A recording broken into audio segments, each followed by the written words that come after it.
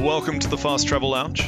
Sit down, grab some snacks, grab a drink, and listen to us talk about gaming and pop culture. My name is Patrick. I'm joined by Seth, Steve, and Josh. Say hi, guys. Hey, everyone. How's it going? Hi, guys. And you are listening to episode 1, numero uno. Looking forward to it. All right, so the format for this, basically just going to go through part 1 gaming, part 2 pop culture. We're just going to sort of recount what we've been doing recently, last couple weeks or so, and sort of dive into some topics we might find interesting, might pick up a few game recommendations. We'll just sort of see how we go. Why don't we start with you, Steve? A bit about yourself and what have you been doing recently? Fantastic. Thanks for having me. I'm doing good. Just sort of keeping on. There's a lot of things to be doing with the whole lockdown things easing. A couple of games that I've been playing. After the recent Wildy vs Daytona boxing match that I ended up watching, I've started getting into Fight Night Champion, which is an old 360 game that's on EA Play through Game Pass. I'm not really a boxing head. I just sort of got into it through that anime manga series Hajime no Ippo. And I got to admit, the Fight Night Champion game is fantastic. It looks pretty good considering it came out like 10, 11 years ago. The controls are really tight.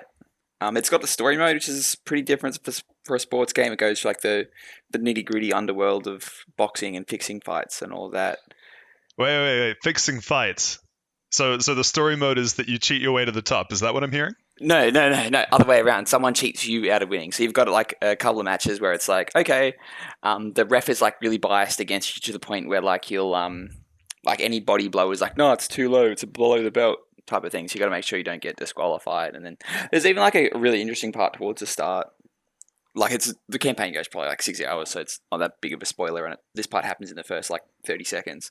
But you end up like going to jail, so you can't have a couple of like bare knuckle fights with a couple of neo-Nazis. So the tutorial is you bare knuckle box Nazis, and it goes uphill from there. Yeah, that's like, I'm not even joking. That's literally what it is. Yeah, and so what I'm hearing from this is that they're cowards because there should have been a morality system in this game where you could be the one. Yeah. Did you what life choices did you make to get put in prison like that? Like, is there like a Paragon Renegade Mass Effect style thing? Like, if only you'd chosen a better option, you wouldn't be bare knuckle boxing Nazis in prison. No. Clearly, it was after the Nuremberg trials, and that's where you're in jails with all the Nazis. So it turns out we're actually in Argentina. So it's pretty much just like a stock standard. You'll do a fight and then a cutscene will play out and then that'll be it. Like, there is no choice system per se. Like, you end up getting set up by a bunch of dirty cops because you won't sign a deal with another boxing guy to be managed by him. It's like the story itself probably isn't that good, and it's probably like a B or a C grade like sort of Hollywood film, but actually seeing it sort of play out in the time they took in like the character models and the voice acting is quite good. And actually in a sports game, because usually it's sort of just a exhibition mode, punch, okay, have fun. Are you telling me like FIFA 2021 won't have the best story I've ever played in a game? Do they even have story mode in those games? I don't know. Yeah, so sports games actually do kind of have story modes in them. They usually have you make a character and you'll go through some sort of events that have you maybe starting off as a rookie and then working your way to the league, or like just becoming a newcomer in the league and going through some events. Yeah, Wii Boxing definitely had its moments. Yeah, they're okay sometimes, but they're very schlocky. Yeah, because I remember playing things like NBA Live like 4 or 5 years ago, and that had a bit of a story. Yeah, but anyway, so another reason I've sort of started to play this as well is there's like, I think it's called Esports Boxing League, was announced at E3 this year, and that's because EA usually publishes all the boxing games. They really haven't done anything in a while. They're focusing more on the UFC MMA side, and apparently those games aren't very good because they spend all their money on like the big names like McGregor and Holly Holmes and all that, and so they don't really pay much attention to the actual fighting and the mechanics. So yeah, the Esports Boxing League game is probably supposed to be coming out either this year or next year, so I'm sort of getting keen for that by playing a game that's 11 years old made by someone else. Do you think there'll be loot boxes in that one that's coming out? Yes. Like a pay to win system where if you get good gloves, you need to get like a matching pair, like right and left, and then you get an attack buff. I thought you meant like loot boxes as in like you're boxing some loot or something. Loot. Yeah, I like that. Like you punch the neo-Nazi. Actually very interesting and would be fun. You punch the neo-Nazi hard enough and he explodes into cash. We're onto something here, You're boys. very into punching neo-Nazis. Well, I'm sorry, Seth. Are you not? I mean, I am, but I'm not the one constantly bringing them up. Well, I just think it's fascinating for a tutorial system to punch morally inferior people. We're speaking of morally inferior people. That'll be a nice segue into the other game that I'm playing. So I'm replaying Pokemon Sword, simply because with Brilliant Diamond and Shining Pearl coming out pretty much in about a month, maybe a bit less. I'm sort of getting myself excited for that. 19th, so 3 weeks. 3 weeks. So, Steve, I've got a very important task for you. I'm still burned by Dexit. I still can't take my Totodile into Britain. Please convince me to play this game before the other games come out. Honestly, if you like Totodile, you're already too far gone, big fella. Wow. Listen, Imagine doing my Totodile boy is this one way. of the best. There will be no foul talk of Totodile's family here. See, I'm on the ecologist side of this, where as soon as you introduce Totodile as an invasive species into Britain, that thing has no natural predators. That thing's going to breed out of control. Miltank is its natural predator, if I remember Gen 2 correctly. Yeah, well, Excellent point. yeah. The whole Dexit thing was at the start of it. I remember when 2019 when this happened, everyone was really angry about it. But sort of going back and sort of playing through it, it sort of narrows the scope a bit. Like you don't have to worry about like being overwhelmed, and especially if you're a new player, it'd probably be a lot easier. And the VGC would be a lot better to be a part of, where it's just not the same 6 to 10 Pokemon. But then the meta game changes anyway, and everything catches up. And with the DLC with Isle of Armor and Crown Tundra, because I haven't played through those before, so I'm going through and playing that. It sort of does introduce some of the ones that were cut before. And I just finished not Crown Tundra, the Isle of Armor one, the first one. It's very bare bones. I'm not really sure what I expected, but it's just like pretty much like 3 fetch quests and then like a tower you do with one of the new Pokemon, and then you evolve it, and then that's pretty much it. So, to be fair, the Isle of Armor was very heavily centered around what you can do competitively, the changing of abilities and whatnot, being able to get your mythical Pokemon like the... I'm struggling to remember his name right now, but he uses Surging Strikes. Yeah, there's Urshifu and Kufu. And, being able to Dynamax Pokemon and just basically making Pokemon into the way that you want them kind of thing was heavily focused there. In the second DLC is much more story-based and much more sort of event-driven. So there's much more to do in that one. The thing that I'm still waiting for I know that it's not going to happen with BDSM that's coming out in BDSP that's coming out in 3 weeks, but had to make that joke. I find it so funny that it's one letter away. But the thing that always gets me is that I don't remember which gen, but they describe the starting Pokemon as these are common Pokemon from a faraway land. And there's only like one of each that you can pick from when you start your adventure in whichever gen it was. But I'm still waiting for the gen where you just walk into the grass and it's the starting Pokemon from another region. I feel like that was Gen 2 that did that, actually. Because they were like, oh, this is so rare. Like, they're not from this region. I'm pretty sure it was Gen 2. I feel like they've probably done a lot, though. Like something they haven't done since Gen 1, and I really miss, is that trainers could actually use other starting Pokemon. Like, maybe it was Pokemon Yellow only, but I'm pretty sure it was Red and Blue as well. But you could fight trainers along the way. Yeah, you just fight someone that just has a Squirtle or something. Yeah, okay. I'm pretty sure those exist in current Pokemon games, just so you can have like all the Pokemon as a scene at the very least. Because I think it was either X and Y or maybe Sun or Moon. You actually get something for seeing all the Pokemon on the Pokedex, and I think you could, apart from some legendaries, I think that was you could actually register things through battling trainers. So, but at the same time, don't fact check me on that. I might be wrong. But they do that in Gen 2 as well. At the very, very, very end, you get to, like, when you go through Kanto backwards, you get to like a trainer hut where you can verse them and they have the starting Pokemon, and you verse level 100 ones eventually of them if you keep fighting them long enough. So it's okay. I never actually knew that about Gen 2. I play a lot of Pokemon, obviously. A lot of Gen 2. A lot of Gen 2 as well, yeah. I mean, best gen. Gen 3 possibly it really second is. best gen. Is it? It's got a lot of pacing problems. But anyway, that Pokemon discussion for notwithstanding about best and worst. But like, I'm enjoying my time playing through Sword again. Everyone gives it shit about the graphics, and now that I'm sort of looking for it, I can see there are a couple of times where like one of my Pokemon will use an attack, and like the shadow will be just missing, and in the wild area the textures are like garbage. Gen 8 tree. Yeah, that becomes a I meme wouldn't to care What a about itself. the meme. graphics in that area if it was stable, but it's just so unbelievably laggy as well. Yeah, which, to be fair, could also be Nintendo's online. So there it is. No, that. it's because I made a new Nintendo Switch Online account, so I didn't so I made a new Nintendo Switch profile, so I didn't have to erase my old stuff because I got like heaps of like battle points and stuff that I'm just hoarding. And like it's framing it even though I'm not online with it because I haven't linked it to a Nintendo Online account or anything. But like it's still framing in the wild area, like even if they're like I'm sort of in the starting area and there aren't that many Pokemon at the start. And and that's sort of pretty disappointing considering how much money Pokemon makes and how much it sells. And the argument is that Game Freak is sort of a semi-small company, but at the same time, like, it makes enough money if they really wanted to. They just pump enough.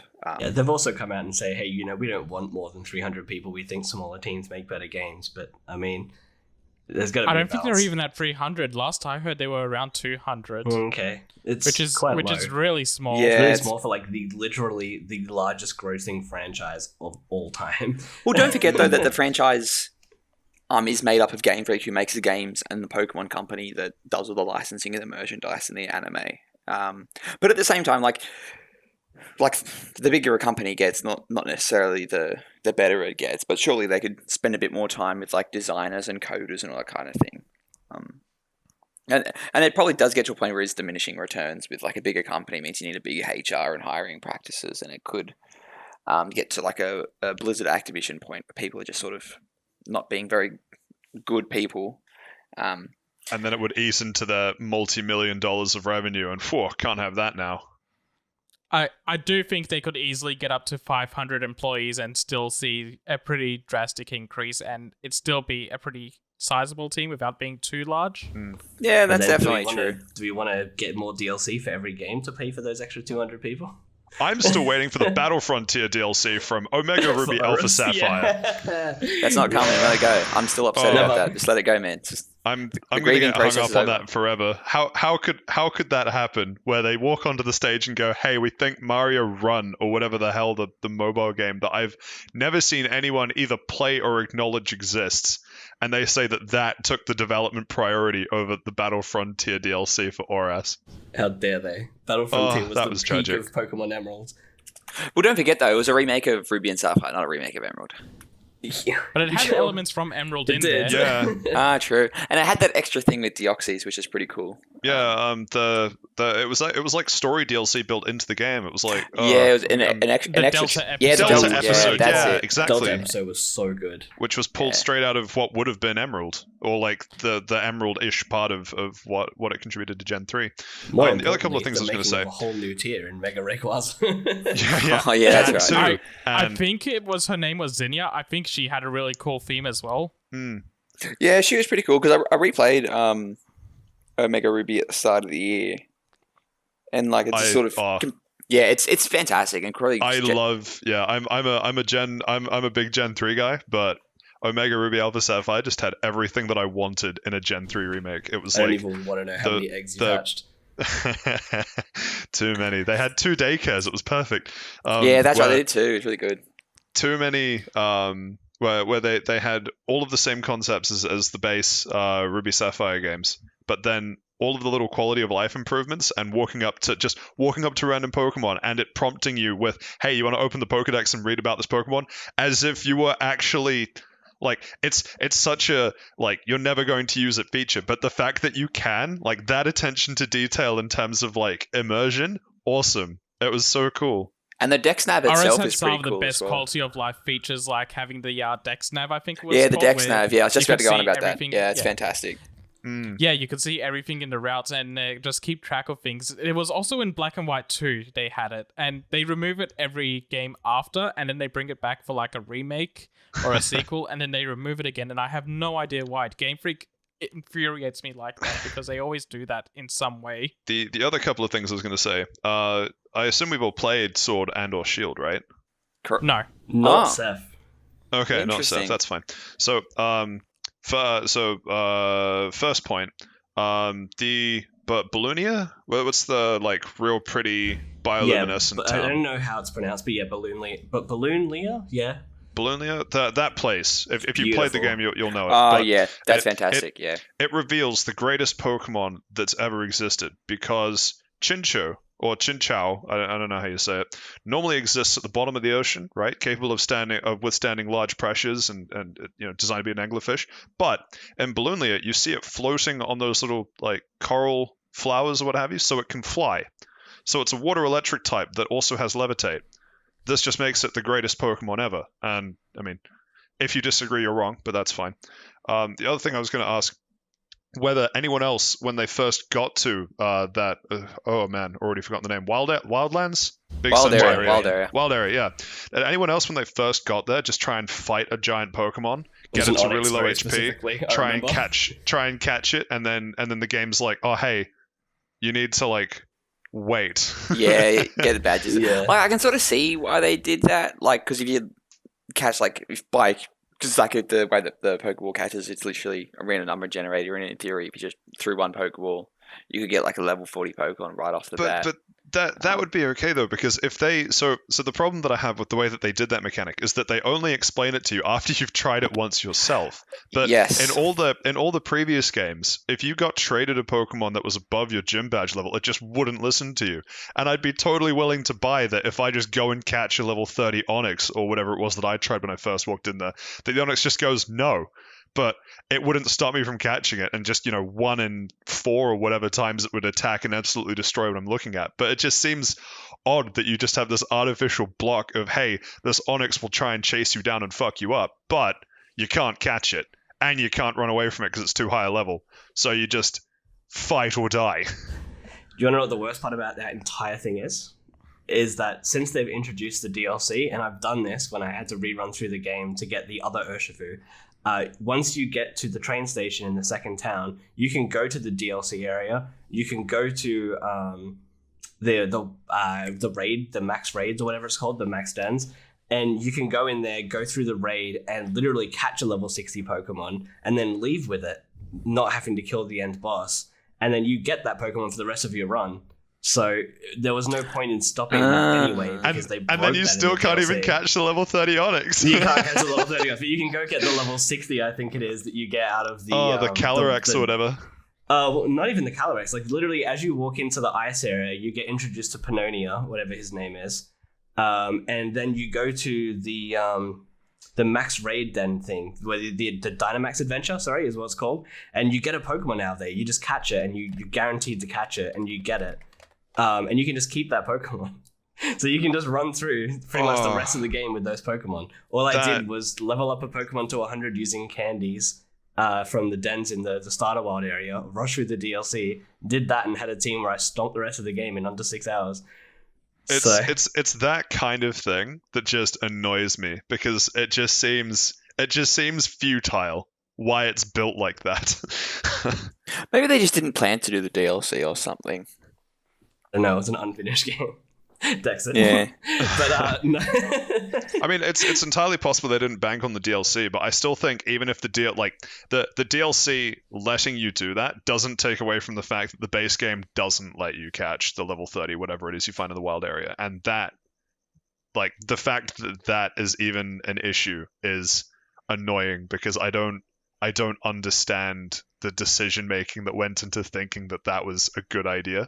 Yeah, even if they made it so that you could catch it theoretically, and then it never obeyed your orders so that you couldn't use it, at least you didn't feel like you wasted all that time. And yeah, no, because Pokemon effort. I took like I don't remember how long it took. It was like 20 minutes, because it killed my team several times, and I thought, I really want to catch this, and it was just a complete time waste, because I finally get it low enough, and it's like, oh no, the shields are still up, or whatever weird excuse it has. Yeah, it does some like weird cop out excuse. Yeah. So to Like, answer your it's too question, strong. Safe, I highly recommend you playing it. Like, it is genuinely a good game. It is a bit easier because the XP share is turned on all the time, but Pokemon games have never really been hard. Like, once you sort of like, you get to a stage, if you've played one of them, you've played them all, type of thing. The gym Till trials that's a are really max. cool. Oof. Yeah, like it's the new Pokemon designs are pretty good, no matter what you think about like the Dexit thing. Like that Corviknight Pokemon looks fucking sick. The starter Pokemon all look sick. The Dynamax feature, I genuinely enjoy from both like a competitive standpoint and like a general feature of the game.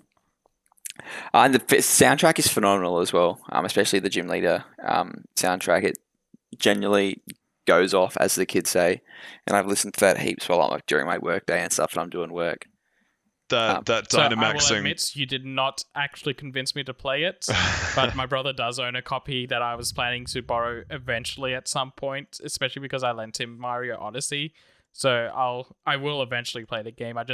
I'm too lazy to at the moment. I really don't care about Pokemon Sword and Shield. I would literally buy it so that you played it.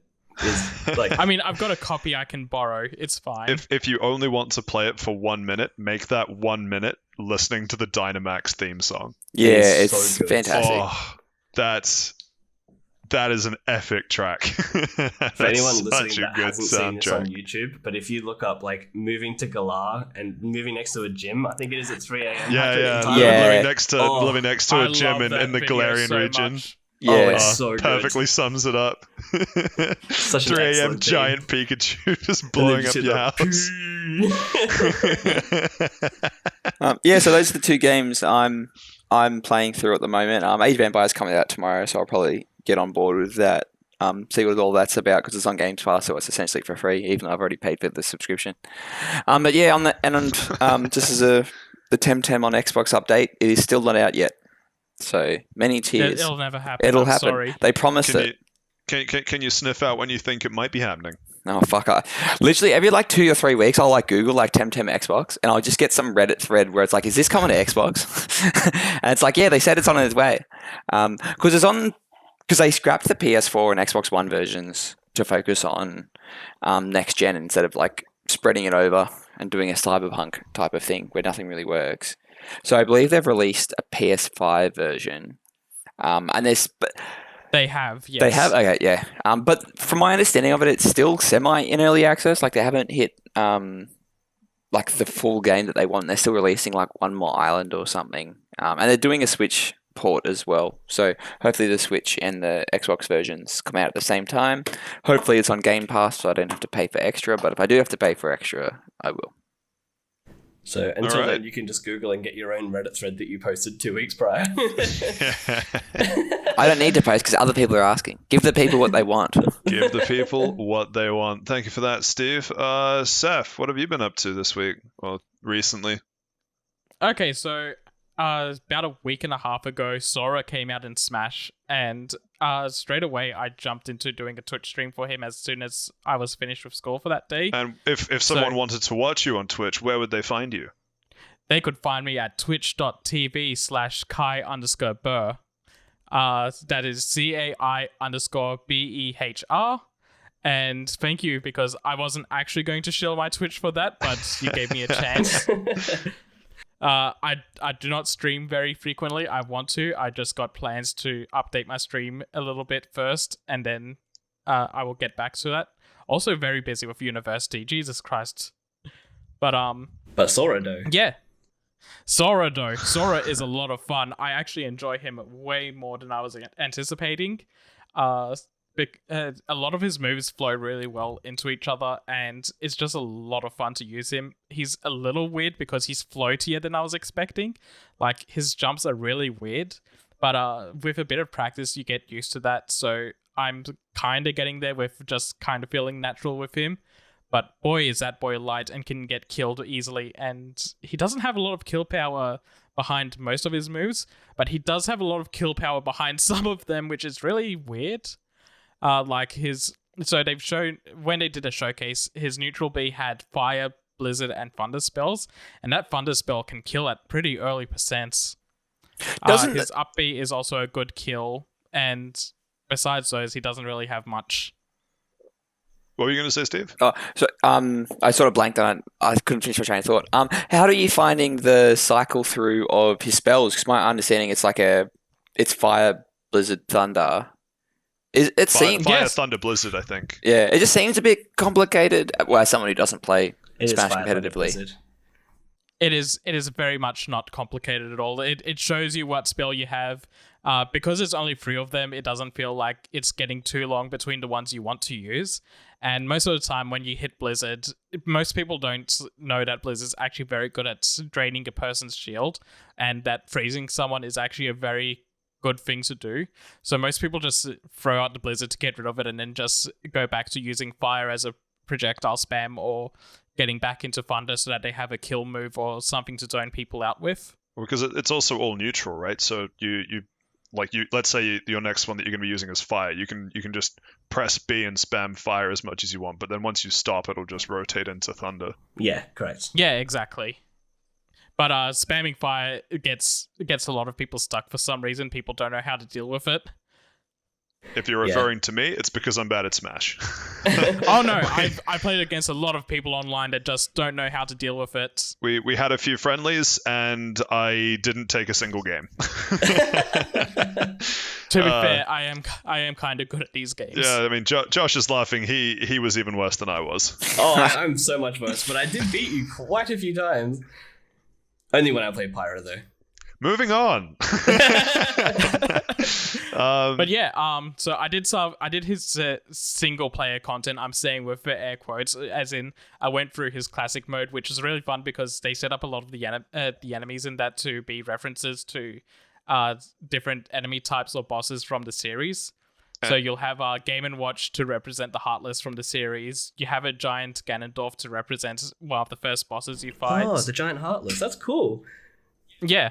The last fight is against the Metal Sora because at some point in Kingdom Hearts 1 you fight against the shadow version of Sora.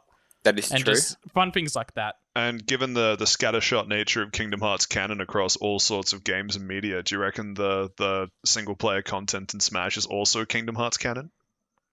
I would love it to be, and people are already finding ways to try and insert it into the canon of Kingdom Hearts. It's probably more cohesive than the Kingdom Hearts story, so we can leave it there. Deepest lore.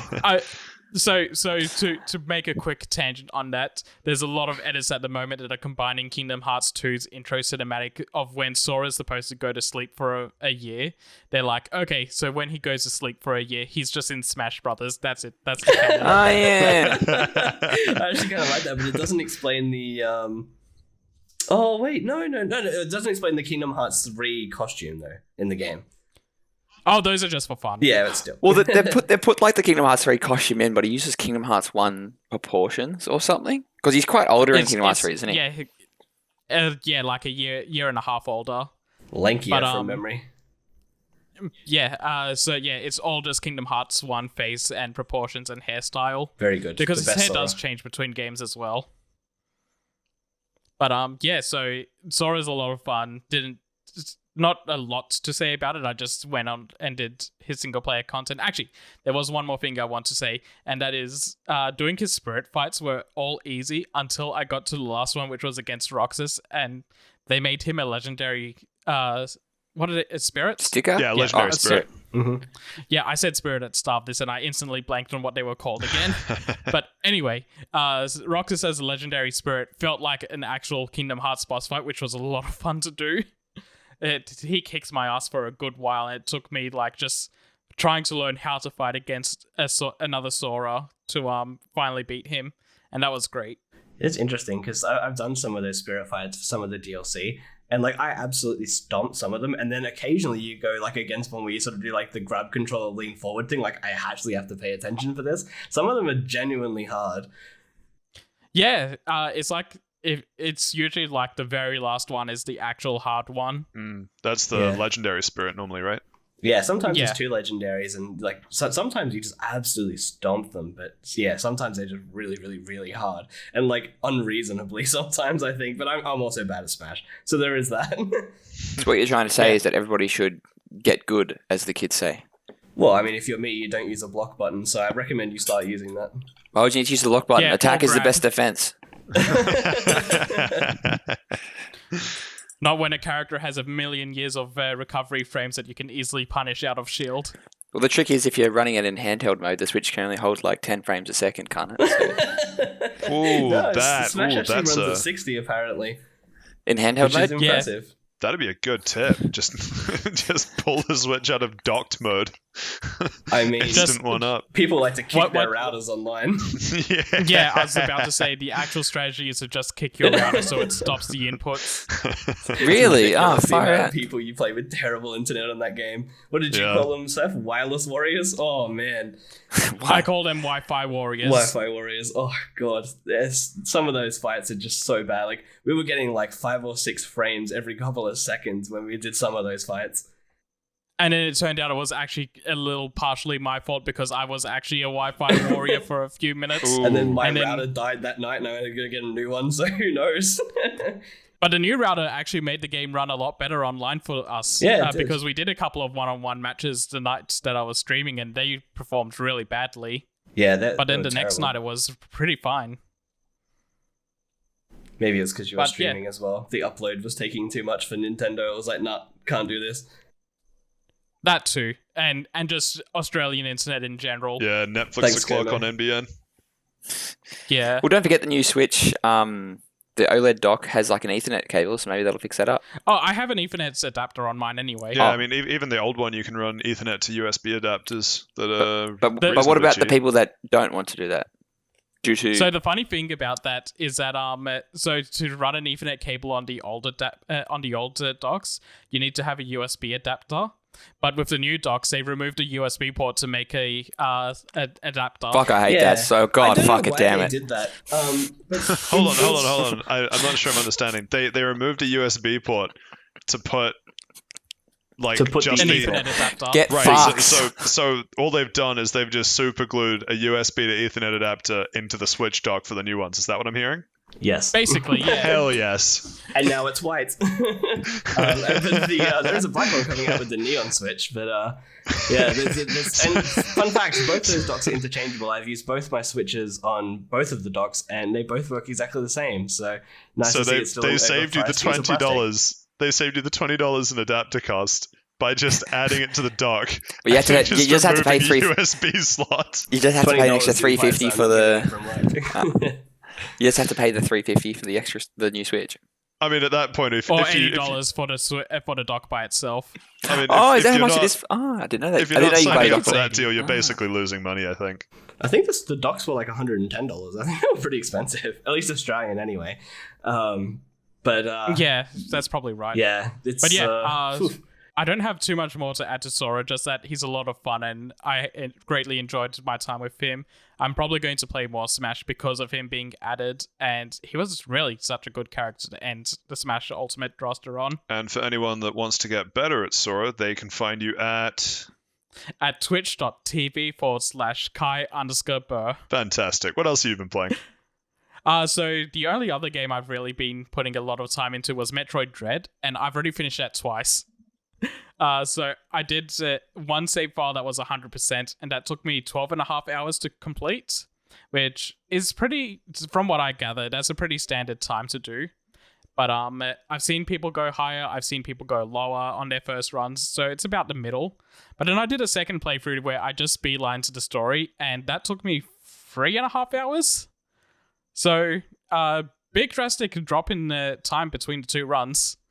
Yeah, not bad. I think I'm currently 2 hours in, I think it is, and I'm probably not even a third of the way through the story at all. So for you to just do that... No, you're not. You're still very early. Yeah, so like for you to make that time in that rapid like 9-hour drop between saves is pretty crazy. So when I was doing my fast run, so the reason I did a second run is because you get completion rewards. On normal modes, I think it's just finish on normal, then finish under 6 hours. No, finish under 8 hours, then finish under 4 hours. And then you get another 3 rewards for doing the same things on hard difficulty after you have unlocked that. So hang on. So, I have very little experience in Metro games, but how does that work? So if they're on distinct saves, what can they give you that you wouldn't have It's just before? completion rewards in a gallery. Oh, okay. Yeah, I got you. Yeah, just artwork to unlock. So I don't need to do it because all the artwork's online, but there's that little bit of me that's like a completionist that doesn't want to do it. The So the I just serotonin in kind your of- blood screen demands that the numbers go up. Yeah, exactly. I need to have a save file that says hard mode 100% complete. That's understandable. But yeah, so where was my train of thought on that? Right. So the game's actually fantastic. I wasn't expecting the game to be as good as it was because the development studio behind it does not have a good track record, and the producer made some really terrible decisions with Other M. The less said about that game, the better. Oh god, yeah. Yeah, let's skip that one. But this one's a sequel to what was it called? Metroid Fusion. So yes, yeah, they're playing off a stronger game at least. Yeah, no, but no, the producer is basically been responsible for the Metroid series since Super Metroid, so he was still responsible for Fusion, which was great. And then he greatly misunderstood the character of Samus when he did Other M. And now it looks like that someone smacked his head in and told him no, and got him back on track for Metroid Dread. I liked Other M. The year gap was between you liked Other M. No. I have no dog in this fight, but now I just need to hear who's objectively right in this. I mean, if it's going on votes, Fusion was far superior to Other M, but I've only played a tiny bit of Other M because I couldn't stand it, so maybe it gets better. Yeah. So I'm going to make a radical statement here. I've only played 2 Metroid games. I've played Metroid 1 and Metroid Dread, and Metroid Dread is single-handedly the best Metroid game I've ever played. What an endorsement. Checks out. Yeah, because I played Metroid 1, 2, and 3 for the GameCube, I think. The Metroid Prime. Metroid Prime. That's what I'm thinking of. Yeah, and those are very different. Those are 3D platformer type of things, but it follows the same formula as like a Metroidvania. It's a type of game. Metroidvania. Yeah, I don't know where that came from. And those are really good. And I think I played the DS one as well. But that's not a 3D one. But yeah, that is also another Prime game. Man, I love Primes. But yeah, Amazon sponsor, please. Thanks, Daddy Bezos. But yeah, I've only heard good things about Dread, so it'll probably be. I'll definitely pick it up. It's just like a. When will I pick it up? But you said it's only 12 hours. I thought it would be longer for some reason. But maybe playing. No, Metroid games aren't really that long, honestly. Like you'll get lost for a little while, but they're pretty short games. They're only long if you're bad. Maybe JRPGs just warped my mind. Like anything less than 40 hours is like, well, that was short. Yeah, no, JRPGs are like the outliers when it comes to game length. What do you reckon came first, the RPG or the JRPG? The RPG, because of tabletop RPGs, which is what Dragon Quest is based on. Oh. Aren't all games RPGs because you're playing the role or something? I.e. like Master Chief. Listen, we're not getting into this discussion. That is a discussion for another day. You're listening to 2 a.m. kick-ons chats? Yeah. Welcome to Fast Travel Lounge After Hours. Yeah, so back on Dread for a moment. Dread actually does a lot of good decisions for the Metroid series, like finally going into some Chozo lore. Because they've been around for the entire series, and they've been like the source of Samus's power armor and past, and all her power-ups really come from Chozo statues. So finally hitting on some actual lore for these bird aliens is really fantastic. Alright, so I should mention, like, even though I've only played those 2 games, I'm pretty familiar with the series by, like, watching people play it or doing wiki dives, because I do actually really like the Metroid series. It's just something that I haven't gone through the time to play myself is more the issue here. But I do like the gameplay loops of that type of game. I enjoyed Guacamelee quite a bit. I enjoy Hollow Knight a lot. And yeah, playing through Metroid Dread is I really do enjoy Metroid as well. And I'd love to go back to the older ones. But so they've mostly focused on the Metroids and the space pirates a little bit in the older games. So doing something for Samus's actual history is really good. And after Other M, seeing Samus return to being this actual badass of a woman is fantastic. She's so cool in this game. And this is like 19 years after Fusion. So yeah, this is 19 years after Fusion. They took their time bringing this out. Yeah, and then look, it'll never be no Metroid Prime pinball, but listen, it's gonna be. You can't. When you make a 10 out of 10, you can't top a 10 out of 10. You can only hope to match it. It's true. Samus being the ball that you knock around the pinball stage was the peak of gaming evolution. We never go higher. Yeah, I mean, to be fair, Sonic beat her to the punch by being in Sonic Spinball as well. There was also Pokemon Pinball, which was also very excellent. So best pinball game coming through. That was a great pinball game. And the one on Windows Yeah, XP that everyone played in class? Yeah, boy. Yeah, I got way too good at that. Another fun thing about Dread, though, is that the speedrunning community has been tearing that game apart. One of the first things people found was that the second major boss of the game, you can before you fight him, you can do a sequence break to get some power-ups early.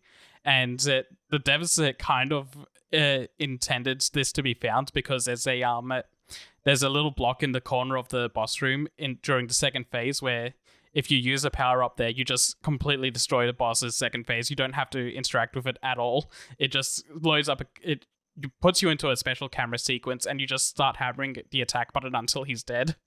Interesting. Wow, that's cool. Is that the one that I was up to by chance? You're getting close to him. Okay. Yeah, interesting. I'll have to have a look. When you were watching me play, I was like, yeah, I'm getting up to a boss fight. You should probably... And you're like, yeah, I should probably not watch spoilers at that point. Okay, I have to keep playing. So, yeah. It's a fantastic game. I really recommend playing more of it. But, so on the speedrunning community, people are getting this game under an hour. People are finishing the game in like 55 minutes at 0% with no additional power-ups at all. It's nuts. Wow, that is actually crazy. And I think that's only like 10 minutes off from like another, like the actual best speed run that does have item pickups. So they're not far behind on doing 0%. Yeah, that's actually kind of crazy. Are we going to talk about the controversy behind Dread as well? Well, not controversy, but how Mercury Steam doesn't credit people that didn't work for the last like 6 months of development. Yeah, so that was one. But from what I hear, that seems to be semi-common, which is also just a problem with the game industry in general. And also that it runs literally better on an emulator than it does on the Switch. Oh yeah, I don't think that's a controversy. Not so much a controversy, but I think that's more like that's more high praise for what emulators are capable of. Yeah, at least for Switch. When people are motivated, they make really good emulators. I wish people would to give a shit about PlayStation emulators as much as they do Nintendo. I mean Nintendo will always be the peak of emulation because that's everyone's sort of I want to play this, but not give Nintendo $100 for a 20-year-old game. Yeah. But what if we hit the point where we can emulate a Switch running a game on the Switch better than the Switch running it natively? That would be kind of wild. That would be kind of wild. Hang on, I've got Nintendo on speed dial. In the direction of the Steam Deck. Yes, exactly. Steam actually, while we're on the point of emulation, though, there is a little bit of controversy around that because Nintendo just brought out their higher subscription for Nintendo 64 and Genesis emulators, and the Nintendo 64 emulator is fucked. It is very bad. Holy crap, they got that so wrong. People are loading up clips of Ocarina of Time running on it, and it's just broken and buggy as fuck.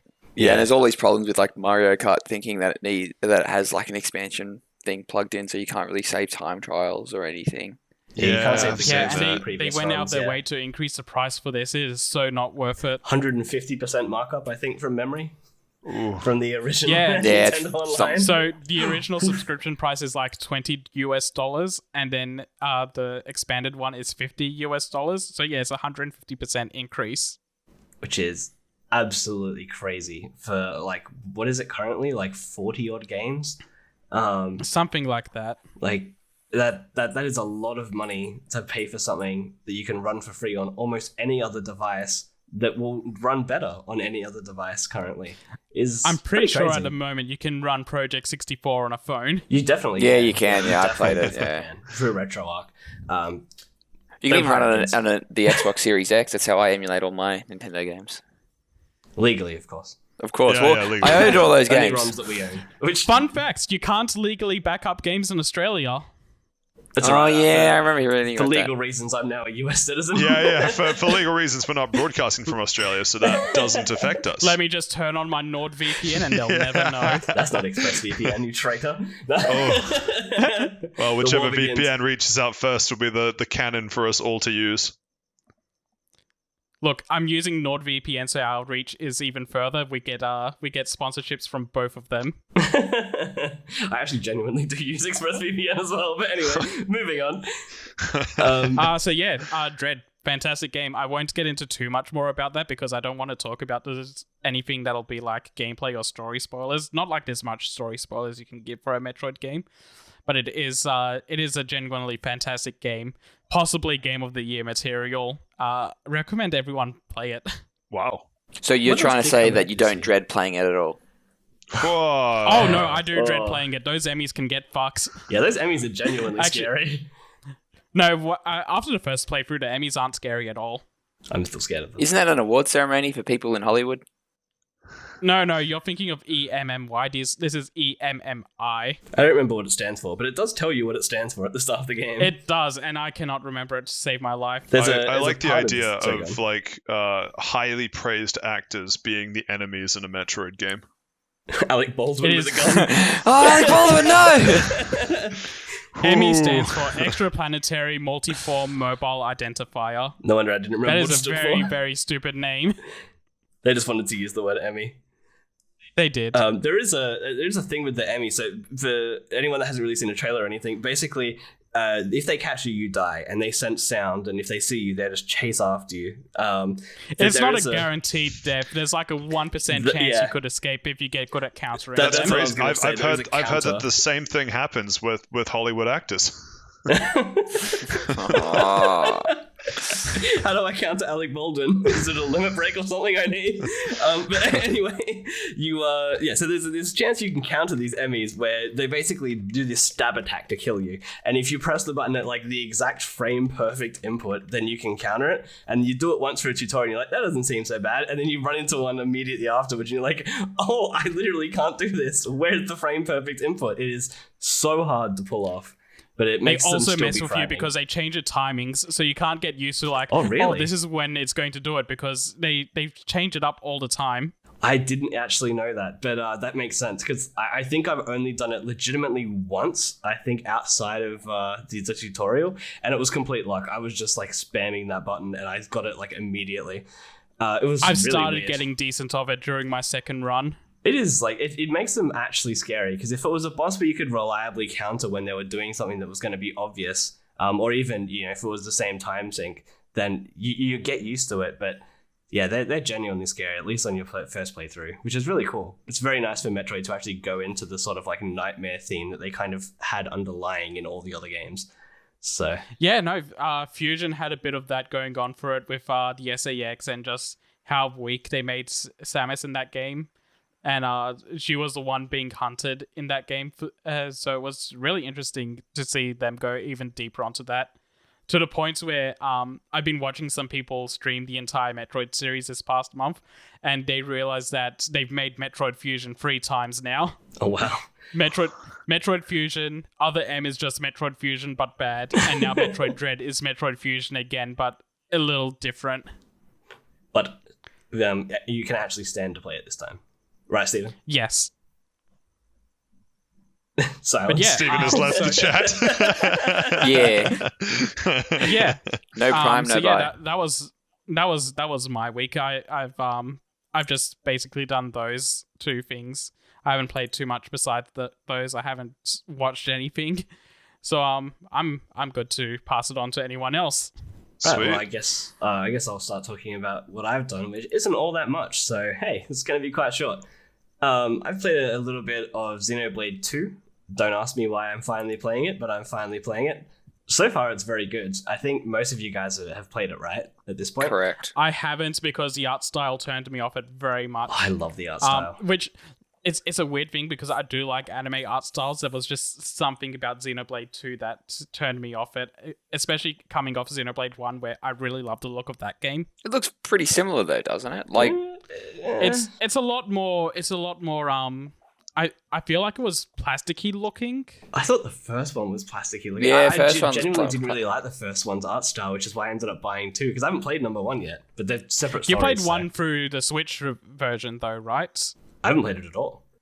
you said you were going to buy Okay. one and I was going to lend you 2. Yeah, I You're said throwing your that, money but then away. I watched the trailers and I was like, no, I really want to play number 2, and it was like 1 a.m. and I had one of those Switch vouchers and I was like, yeah, all right. Yeah, no, because I played Xenoblade 1 on the Wii and that's like very PS2 era JRPG. It is, looking, yeah. like Final Fantasy 12. Yeah, Hmm. it's much in that sort of vein, and even the gameplay between 1 and 2, there are similarities, but it's completely different. Like, if you didn't know, like if it wasn't called Xenoblade, they could literally, and if there's a bit of universe crossover as well, but they could literally be like 2 different games. So is Xenoblade 2 the same as Xenoblade Chronicles 2? Or are they different?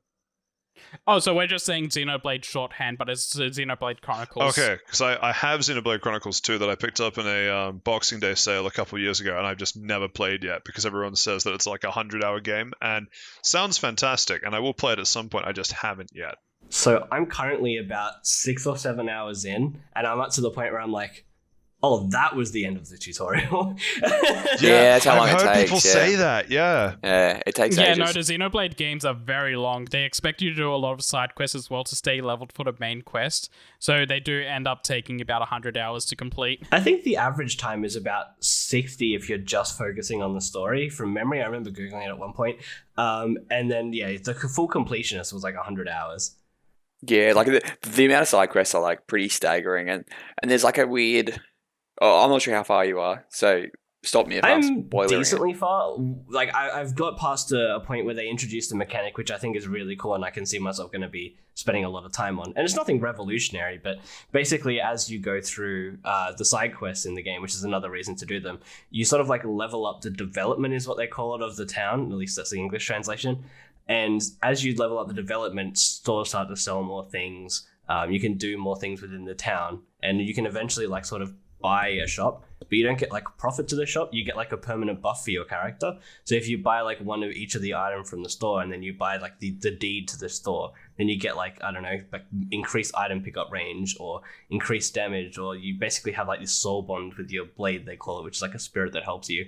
And yeah, like that range could increase. Very cool stuff. I'm definitely going to end up doing pretty much every side quest just to have those buffs. Yeah, there's So- that, and then there's also like the blade sort of system becomes like a very weird gacha system that you can't really pay any more money for, and it's very RNG based. But that's Yeah, 20 I or did 30 notice that, hours. actually. Yeah, Yeah, I heard someone describe Xenoblade Chronicles 2 as a gacha game that you pay up front for. yeah, Yeah. and there's no way to sort of like rig it in your favor. Like you can sort of Yeah. tell if you've got, and some blades only come through certain crystals, I think they're called. Yeah, A lot of they're like people core want the crystals. girl from one of the earlier Xeno games. I think Xenogears. They want to get Cosmos from those, and some people get extremely lucky and get her right away, and some people spend hours on crates just not getting her. Yeah, because there are side Yeah. quests tied to specific unique blades. Ah, right. Interesting. Yeah, I didn't know that. Well, you don't really hear about it until like 20 hours in, and like you don't really like get the gist of it unless you like accidentally get like a unique blade, and you can really tell like, oh, this one's like stronger, or it looks completely different. But I have Oh. Pyra. Yeah, but you get three. I think like the team system is you have like 3 blades, and you'll have like 3 characters in your party, and then they can have 3 blades. Yeah, so you can have 3 characters in your party at any given time, and you can have up to 3 blades on them. But I only had the one, and I finally got to the point where I was like, okay, must be where the tutorial ends. I did this like 4 times actually playing through the game so far, so I'm probably not even at the end of the tutorial. But it's like, hey, here's the mechanics, and you go, cool, I've mastered it. You get your first blade, and you're like, yep, end of the tutorial. And then they run you through a little bit more. They introduce like the side quests and the towns, and you're like, end of the tutorial. And then they give you like more than one blade and talk about how you can like swap between them in battle, and you're like, cool, end of the tutorial. And this is basically where I am. But they only let you equip 2 blades at this point in time. And I was like, oh no, there's more. So I still haven't got the 3rd blade, but yeah, there is a gacha system where you use like the core crystals, and then it's similar to like a gacha game actually. Each of these spirits have like different roles. So there's attacker ones, I think there's a defender one, but I haven't got one yet, and then healer ones as well. So it's really interesting actually how you can sort of build your characters how you want, and the blades how you want, and you modify them as well with like if you've ever played like a gacha game, you have like the gear like in Genshin or something like that you equip onto like the artifacts, but you basically upgrade them with like what they call chips, which are like just an upgrade that does certain things. It's really bizarre. There's a lot of customization for something that is a single player game. Neat. Yeah. No one's really sure where to go with that one. Yeah, no, it sounds cool. Yeah. What else? And I've been playing Back 4 Blood, so Back 4 Blood was very good. I've also been playing a little bit of Back 4 Blood. Yeah, so we can talk about that for a little bit. I think it's not a very long game. I would say maybe 8 hours. I think it took to do pretty much every act. It took me about an hour or so to do the first act, I think. Yeah, the first one is pretty quick. And then what is interesting though is that the acts are sort of broken up into stages, but the stages aren't consistent across the acts. Like the first act is like more stages than any other act, but they're very, very quick stages. And then as you sort of progress through, you go through more stages and they can be like varying lengths. And then the very last one's a big boss fight, which is like its own act is this boss fight. It's very bizarre. There was an act I played that I won't get into too many specifics, but basically you ran down down to where the main objective was, and then you start doing the objective while waves of zombies come towards you, and that mission was done in 2 minutes for me and my group. Yeah, some of those like stages are not long at all, and I think is it not long? Or is it just like easy? Like potential. Is it easy to the point like you're bulldozing it?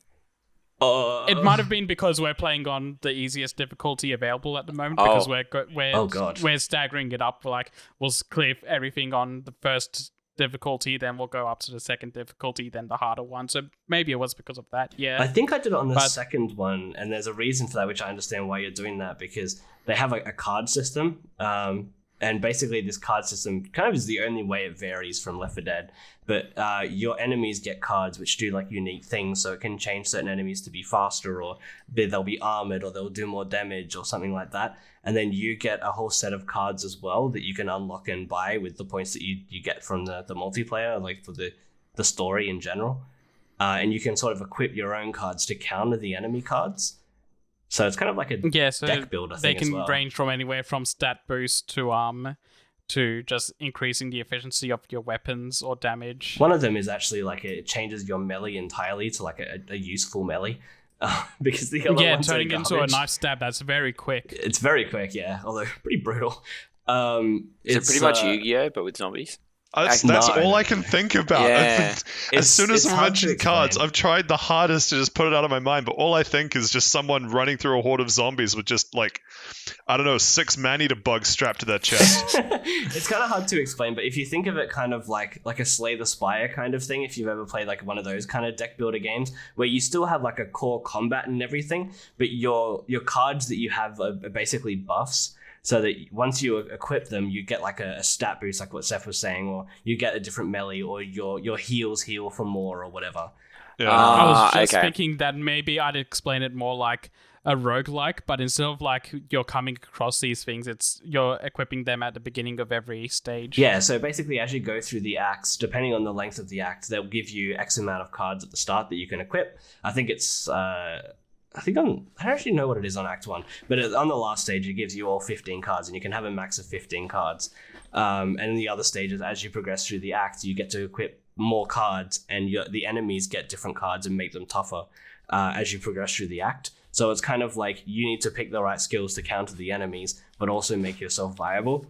There's nothing that's like game breaking or anything like that. It's just like, hey, I'm going to pick all the healer cards and I'm going to try and keep you guys alive for when we actually need to heal, or I'm going to do damage, or I'm going to go mobility, stuff like that, or hey, I'm always running out of ammo. I'm going to equip more ammo. So there's ones that add ammo and stuff.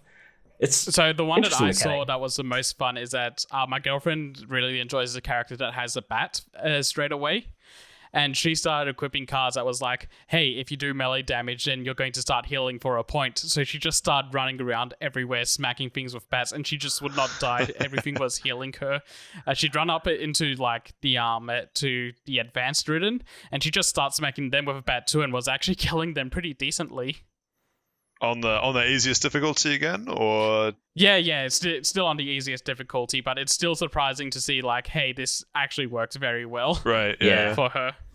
it is like they still have the sort of Left 4 Dead enemies if you've played Left 4 Dead, but where they'll have unique abilities. So there's ones the way you shoot them and they'll explode and do damage, or they'll throw poison on you, which like summons a horde. Or there's ones like the witches, which screech, which if you don't kill them fast enough, then a horde comes of enemies. Or ones that like lock you down into a place so that the zombies can grab you. Or there's actually these ones that kind of sit in walls in dark places which fall out and grab you, and they kind of look like they're like giving birth to a zombie. It's really creepy. I'm and it scared. just like falls on you.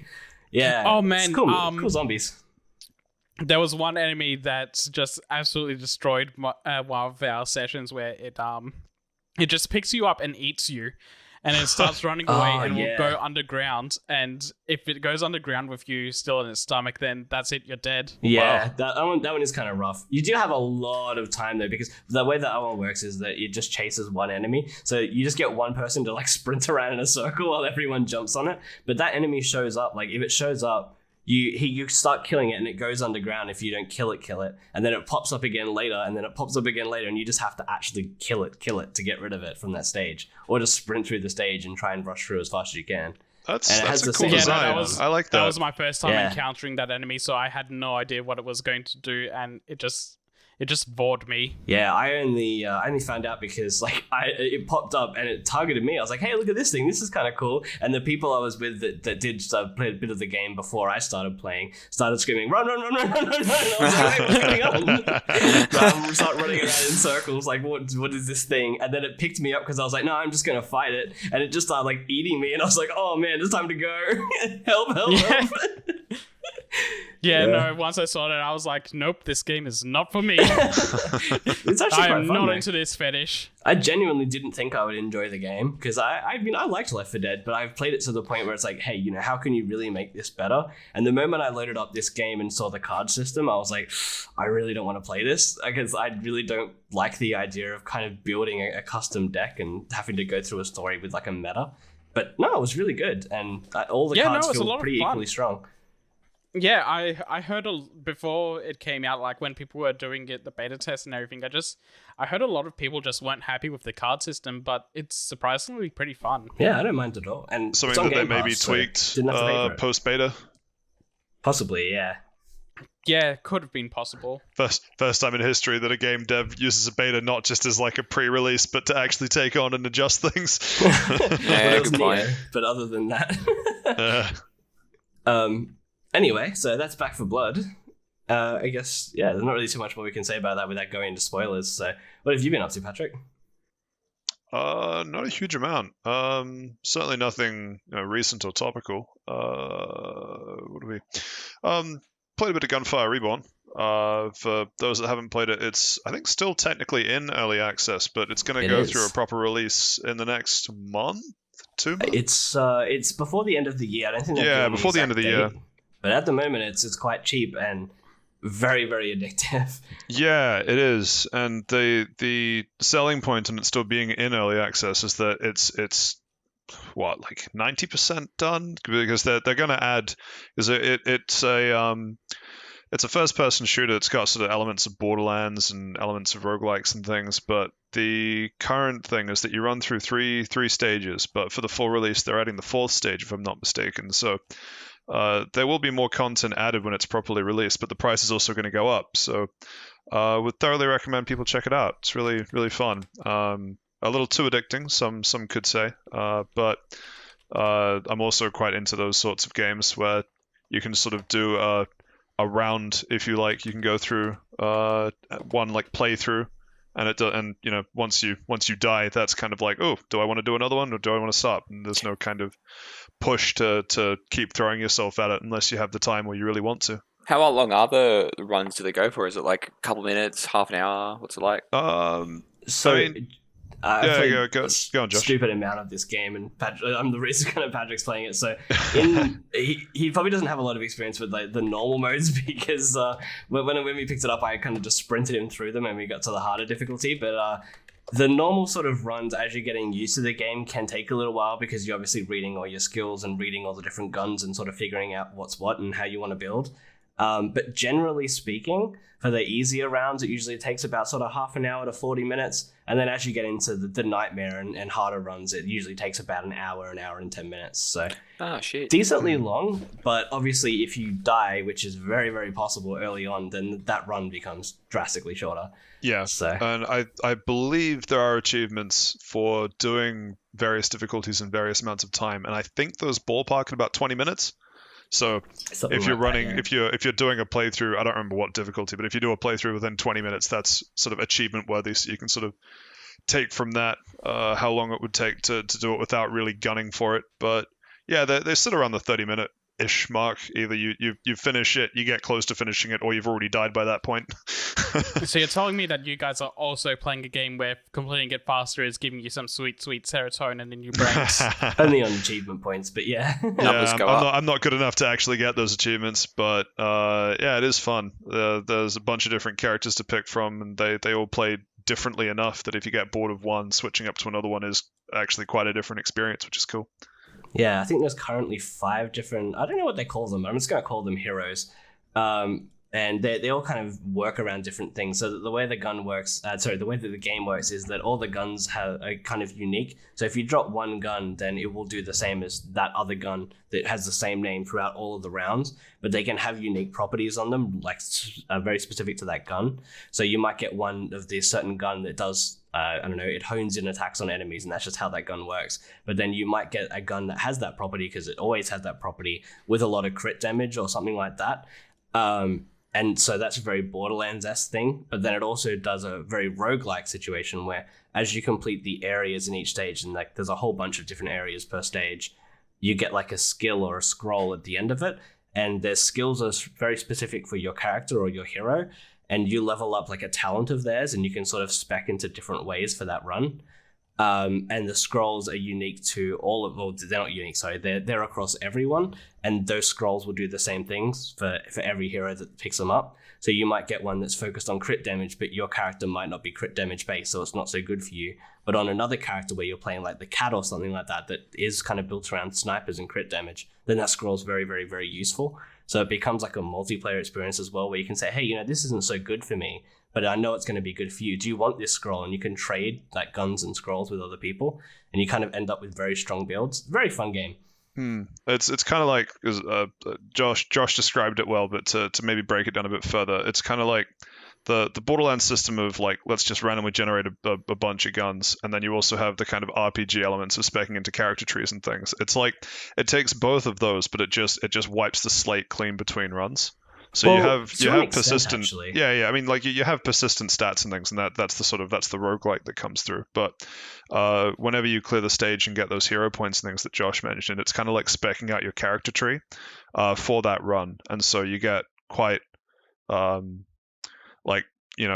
if you were playing Borderlands and you play a character that's got 3, or in Borderlands 3, 4 different skill trees to spec into. It's kind of the same sort of thing where you have 3 skill trees to spec into as the character, and then it's all kind of RNG as to which points the game will offer you to take, and then you kind of have to form the build up around that. So is it one of those things like if you get stuffed by a bad RNG at the start, you're playing catch up? Yeah, well, it feels like that. I'm sure people that are good enough at the game will make anything work, but there are definitely I have definitely developed preferences for some of the skill trees within that are available, and if RNG is such that I don't get any points for those trees, the game just feels harder, or the game just feels against me more than more than normal. But yeah. I don't think there's any skill combination that would be like objectively bad. It would just be whether it suits more to how you want to play or not. But again, it's only 30-minute rounds, so worst case you restart when you're 10 minutes in or what have you, and it's not a huge loss. Yeah, I've never got to that point where I've gone, I'm so unbelievably weak, I need to restart. Like, all of the skills are quite good, but it just might change, as like Patrick was saying, how you work your character. So there's one build that I really like similar to what Patrick was saying, that I really prefer, and I hope RNG gives me this for my character. But if I get the other skills, it's not the worst thing in the world. It just means that maybe instead of using like a crit damage weapon, I have to use something that isn't rapid fire and crit damage, and might have to go for a cannon or something like that. that And I does mean, a bit more the game bulky naturally damage. balances it out as well, though, in that if it Yeah. keeps giving you points that you don't like building into, the game just makes it easier to kill you later on. Also, like, you know, once you pick up these skills, there's only X amount of skills that you can get, and there's enough. Well, there's not enough in the game that you're never going to get like any of the skills that you don't want. So you always get a little bit You of want to something. try you that just might sentence not again get. there? Oh, sorry, that might not have made as much sense. I was trying to form it in my head as I was going. Thank you. Yeah. Basically, like, you're never gonna get so far into a run where you don't get a single skill point in any of the skills that you like. There aren't enough of them that you just literally cannot find any of them. You'll always end up with at least some of the skills that you want by the time you finish the run if you get to the end. Yeah, So that's you true. can always kind of make it work. It's not like you've got hundreds of skills. You've got like I think like a dozen or something that you pick up. So I believe it's three trees, and each tree has, I think it might be 6 actually. Yeah, so 18 total. Yeah, so Um, 18 total that it can offer, and it's not going to offer the same ones every time, obviously. But Yeah, and at the moment there's 3 stages, and there's usually like about 5 kind of levels per stage that you get one of these skills at the end of every level. And some of these skills are a 1-point skill. Some of those skills level up to level 3, so then you might be able to put 3 points into one skill, for example, out of those 18. But if you didn't like that skill, you're not going to take that. One thing we didn't mention actually is that when you choose a skill, it gives you a presentation of 3 different skills, and you choose the one that you want out of those 3. So while it's RNG, it's not unfair RNG. You have a pretty decent chance at getting what you like. yeah, so in other words, of the 18 skill points that you could possibly get, the game will always offer you the choice of 3, regardless of which ones you've already taken or not. So it's not like you're just stuck with the only one that it has to offer you. Yeah, pretty much. And then outside of that as well, you have points that you accumulate, like what you were saying with the roguelike, outside of the game. So once you end a run, you'll get a certain amount of soul essence, I think it's called. And that soul essence you can use to level up one main tree that affects all of your characters. So it might be like more crit damage or more health, or when you're picking up an ally, you take less damage, stuff like that. And that affects all of your runs across the thing, so it balances out as you go up through harder difficulties. But then you also have skills for that very particular character, so you can specialize in one character. I think it's only 5 per character, but they end up making the character much, much stronger overall. Yeah, so they definitely you get do. buffs as you go through that. It's like, you know, even if you got the worst possible skills, if you just find a good weapon, you can kind of still win very easily. So it's, well, I say that, but on Nightmare it's kind of hard. But as you go through, like, you never really run into a patch where you're like, I need to restart. Like, there's no hope to save this. There's always something that can come along to make it better.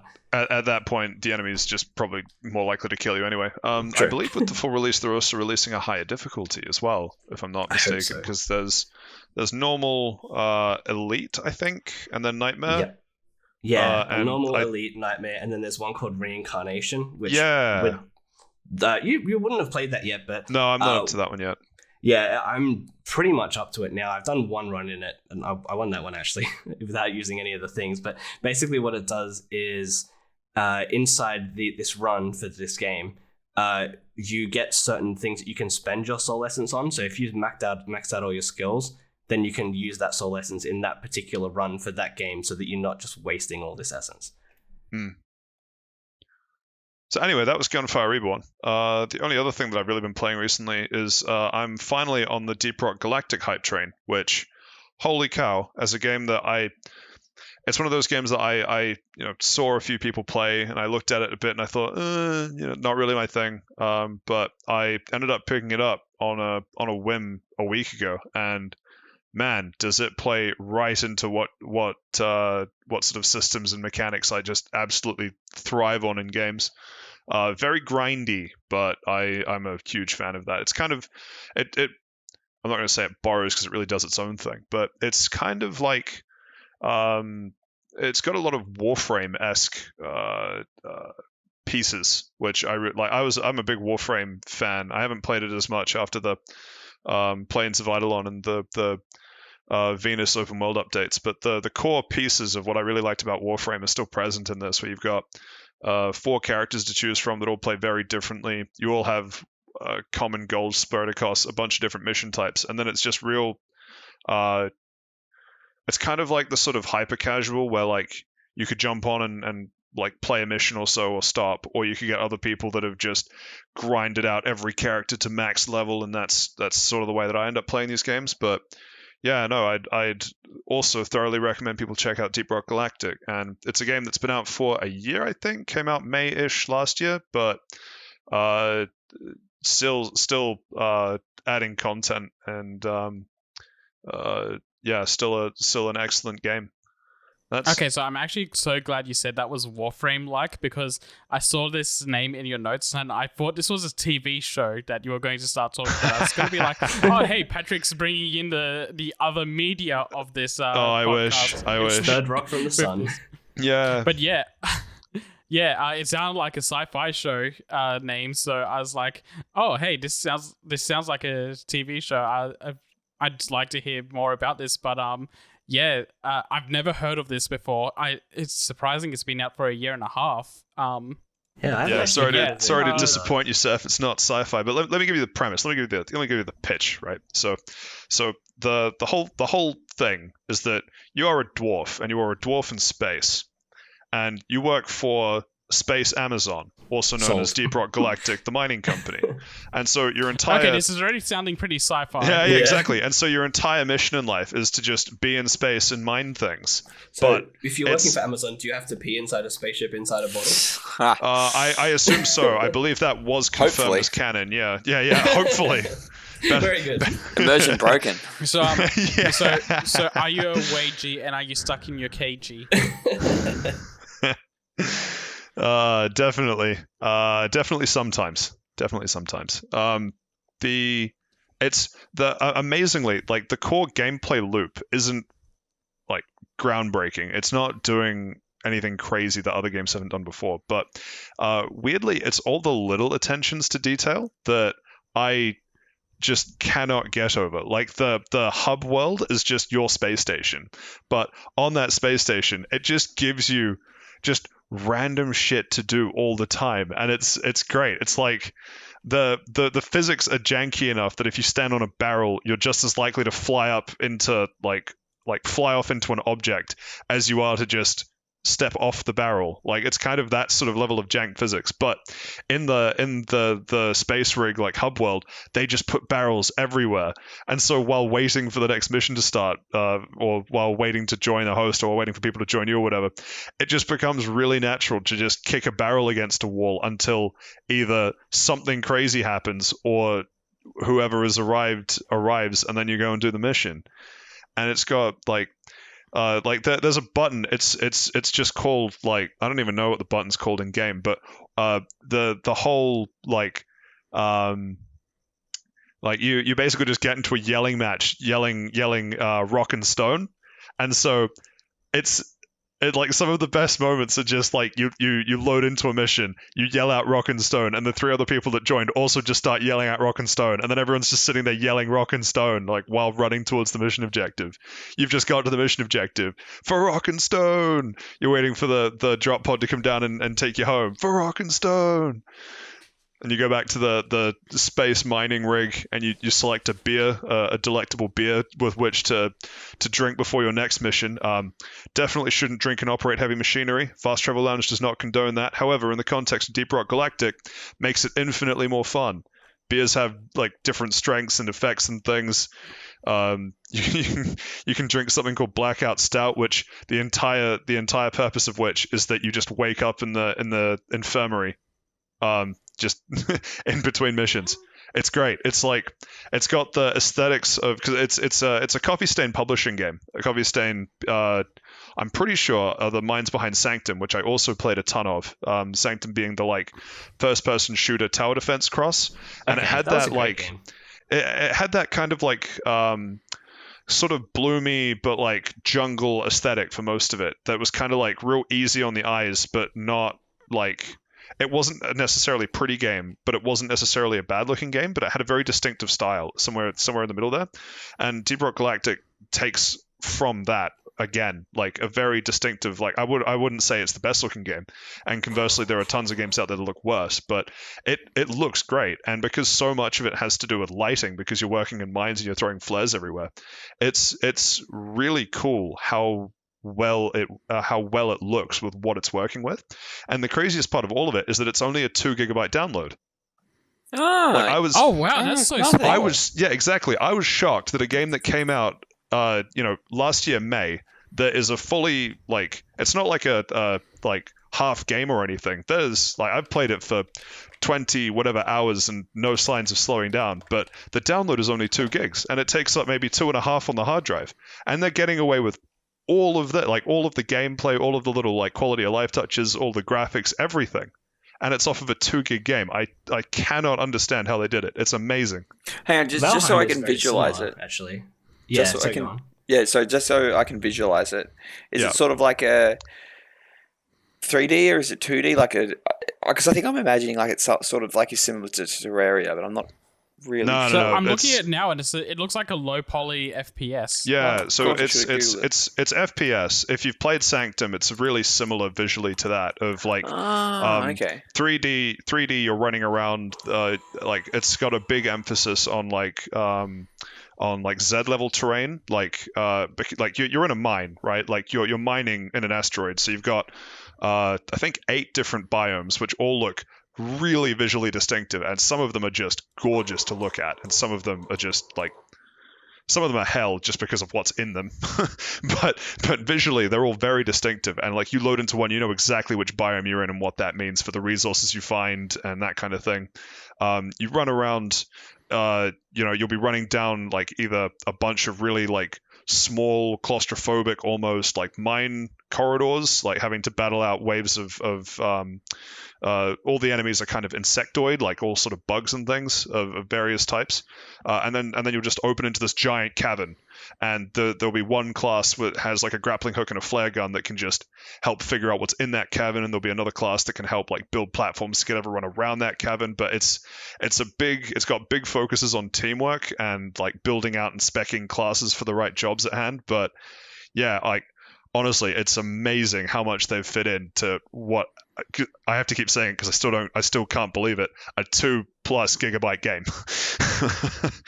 Yeah, I'm watching some of the trailers now while you're talking about it. This game seems fantastic. It's great, and there's something like it's very like, obviously it's PvE. There's no PvP in there, but it's attracted the same PvE players that, like, I don't know, in my mind at least, there's a very specific sort of person that enjoys a PvE where they'll load in and like everyone's super friendly, everyone's really helpful. Like there's like, I'm not going to say there's like, oh, it's a really strong community, but there's just like, most people you play with online aren't assholes, which is nice. And occasionally you get some people that just either don't know what they're doing or want to play out something very different to how you thought it would play out.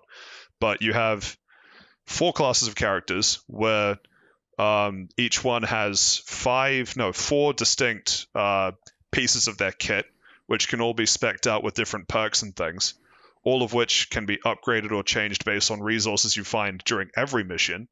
So what I mean is your mission objective might be go and mine a particular resource, but while you're there, you might find a bunch of, I don't know, like Enor pearls or Ermanite, because I'm just throwing out names of resources that are in the game. And whatever you mine while trying to get to your objective, you just keep with you back in the overworld, and you go and upgrade your gear and things. So you've got the 4 classes, each one with 4 like pieces that make up their kit, half of which can be changed over. So what I mean is, let's say one class is the scout, just because that's what I'm leveling up at the moment. You've got a scout. Scout's got an assault rifle, which can be swapped out with a sniper rifle, a sawed-off shotgun that can be swapped out with like submachine gun, a grappling hook, which can't be swapped out for anything, but it's a grappling hook. Why would you want to swap it out? And a flare gun. And all of those pieces are specific to the scout. And there'll be a different 4 things for the miner, a different 4 things for the engineer, a different 4 things for the gunner. And so then you load. And then you want to pick a mission. So you go to the mission selection screen. You got 8 different biomes to choose from, which all look visually very distinctive and come with their own sets of like hazards and resources you're more likely to find there, and that kind of thing. And so you're like, okay, cool. I'm just going to pick one of these 6 or 8 whatever biomes. You're like, cool. All right. So what mission? And you've got 6-ish again. I don't know the specifics, but 6-ish different mission types where they all play out they all do play out quite differently, but there are some that have more in common with others. So there's like Egg Hunt, which is go and like burrow into the side of some tunnels to find some alien eggs, which plays quite similar to Point Extraction, which is just find these large rare resources that you have to bring back to a central location, but they're still different enough that you could play a bunch of one, switch to the other, and know that it's a distinctive thing. But each one is just such a different like you load in, and each time you load in, it's plays and feels different to the last thing you did, even if it's 90% the same. Okay, And- so that's obviously like the levels and everything, and the sort of the gameplay loop. But Yeah. outside of that, is there like a main story or gameplay mechanic that you're building towards? No, the whole, and in some ways this is what holds it back. There's no overarching story. There's no progression or development in that way. It's literally just you have 4 classes to pick from. You can pick whichever one you think you like or whichever one you want, and that starts at level 1, and then you just get XP by doing missions, and you get to level 25 and you get to promote it, and then you promote it back to level 1. And arcadey gameplay for gameplay's sake. Yeah, it is. And so if you like that mentality of you just grind it to 25, promote it, and then you keep all of your stuff, it just resets your progress to 1 again, and then you get like a rank up star or whatever the word is. Like a prestige kind of thing. Yeah, prestige. That's what I'm looking for. Yeah, like COD. Interesting. Yeah, you get little prestige stars, whatever, and you just do that for whichever classes you really enjoy playing. But there's no like story or like, oh, I need to see what level 25 gunner cutscene is, because there's nothing that changes that. There's a lot of end game content that you can't get until you promote at least 1 character, which I actually think is quite a cool mechanic, because as long as you promote 1, you have most of those perks that you get by promoting across all of your characters. So like you can only do a sort of mission type once 1 character's been promoted, but then once that 1 character's been promoted, any of your characters, regardless of if they've been promoted, can do that mission type. So This feels like a whole world I've been missing out on, because I'm looking at the website now and they've got like a Kickstarter coming next year for a board game. They've got a merchandise store with tons of shirts and different things. They've got just their press kit open into a Google document that you can just a Google folder you can just look into and get like all these public videos and high quality art and everything from them. It's amazing what they're doing. It feels like this massive thing that I've just been blind to for the last year and a half. And that's what I say is I remember people playing this months ago, and I remember going, oh, Deep Rock Galactic, what's that? And then obviously your friend on Steam's playing it, so you click on it, you're like view game, and then Deep Rock Galactic loads, and you're like, oh yeah, it looks fine, like it's nothing groundbreaking or whatever, because the trailers like I'll be honest, the trailers to me, at least from memory, looked a lot like other random Steam unknown 3D platformers. But I don't know. I was chatting with someone last week, and they were like, "Oh, you know what's really great, but no one ever plays Deep Rock Galactic." And then, I think it was $40 or whatever. Very 45, later, I just downloaded a 2 gig game, and we were playing it within 15 minutes. This is a very unfortunate thing, though. It's doing that stupid thing where the Steam version isn't cross-compatible with the Windows Store version or the Xbox version for some reason. Oh, So- interesting. I wasn't actually so aware of what it's- other platforms it was available on. Yeah, so it's available on Xbox platforms and Steam, but you can, by the looks of it, you can also get it off the Windows 10 store. But most games that come out on the Windows 10 store that way, they don't have cross compatibility with Steam for some reason. because and they usually that's really cross-compatible stupid with because Xbox. it divides the player base in a game that's that would be really good with just having that cross compatibility. And this isn't like just a third party thing that happens either. Killer Instincts did the same thing when that came out on Steam, and that's a Minecraft still Microsoft has game that problem. itself. Yeah, I don't think they've ever fixed it for any of the games that have that sort of issue. I think. No. I was thinking Borderlands 3 went through something similar, but I think that was just a launch That was just- it was exclusivity only window. on Epic's, Yeah. for like 6 months. But there was something else though, where there was some. It might not Oh, have been the terrible Borderlands plot. 3, but there was one that was like you had to go I through. think when it you had to- came to Steam, there was no cross play between Epic Game Store users I and feel like there was something Steam like users. that, where you had to do an extra hoop to add friends from one to the system of the other. Yeah, I might be wrong about that, but I think that's around it, or it was a hassle to do it. Yeah, if it wasn't Borderlands 3, it was something that I played. Something that I played in the last few years. But there was one that, yeah, once it came to Steam, everyone's like, cool, let's get it on Steam. And then it was just me playing it on the original platform that I got it on, which might have been Epic, it might have been something else, but all of the other people playing on Steam we're trying to figure out how to add and play with each other. But yeah, I also want to give a little bit of an addendum. It seems like the game's been around in early access since February 2018. It's just that 1.0 didn't launch until last year. The 13th of May 2020, apparently, according to Steam. Yeah, I loaded up the page as well. It kind of has the same graphics as like Risk of Rain. It looks quite good, actually. Yeah, it looks pretty good. Yeah. If I wasn't the poorest bitch in the world right now, I'd actually buy it right now because you've convinced me to play it. Yeah, I mean, I was listening going, hey, this just sounds like Gunfire Reborn, but with dwarves. I'd be down. Well, I mean, it would definitely be doing it a disservice to say that I really enjoyed Gunfire Reborn and I've really enjoyed Deep Rock Galactic, and they share a lot in common. They do, though. Just it seems like actually maybe not they have a lot in common, but the core gameplay arcadey first person shooter thing, I guess, and having a different class that you run as probably is a lot. There are in common similarities in with the a lot of core other games loops, yeah. The wrapping on top. I think Deep Rock Galactic does better than Gunfire Reborn, just because Gunfire Reborn doesn't have anything in terms of wrapping. Like, what I mean is, Deep Rock Galactic, you have the same core gameplay loop as Gunfire Reborn, but it's wrapped in, like, you have a hub world, you've got distinctive biomes, you've got different aesthetic touches that make it feel different other than swapping the character that you're playing at and running through the same 3 stages. Yeah, and according to the Steam profile, 100% destructible environments. That's kind of cool. A destructible environment. Oh, trust me, when you're playing classes that pack high explosives, other players are very destructible. Have you been playing anything else this week? No, that's pretty much it, actually. Now that I've done my service by shilling Deep Rock Galactic as much as I possibly can, no, that's been soaking up most of my time, and I am A-okay with that. All right, now that we've done what we've been playing for the week, time for some news. First up on the news agenda, Seth, you want to speak about a bit of Pikmin Bloom? Yeah, so like 2 days ago, maybe not even that, maybe a day ago, Pikmin Bloom got announced, and it's already released in Australia and Singapore. So I didn't know it got announced yet. I didn't know it was actually released, so I haven't downloaded it, but I could if I wanted to. Do you intend to download it?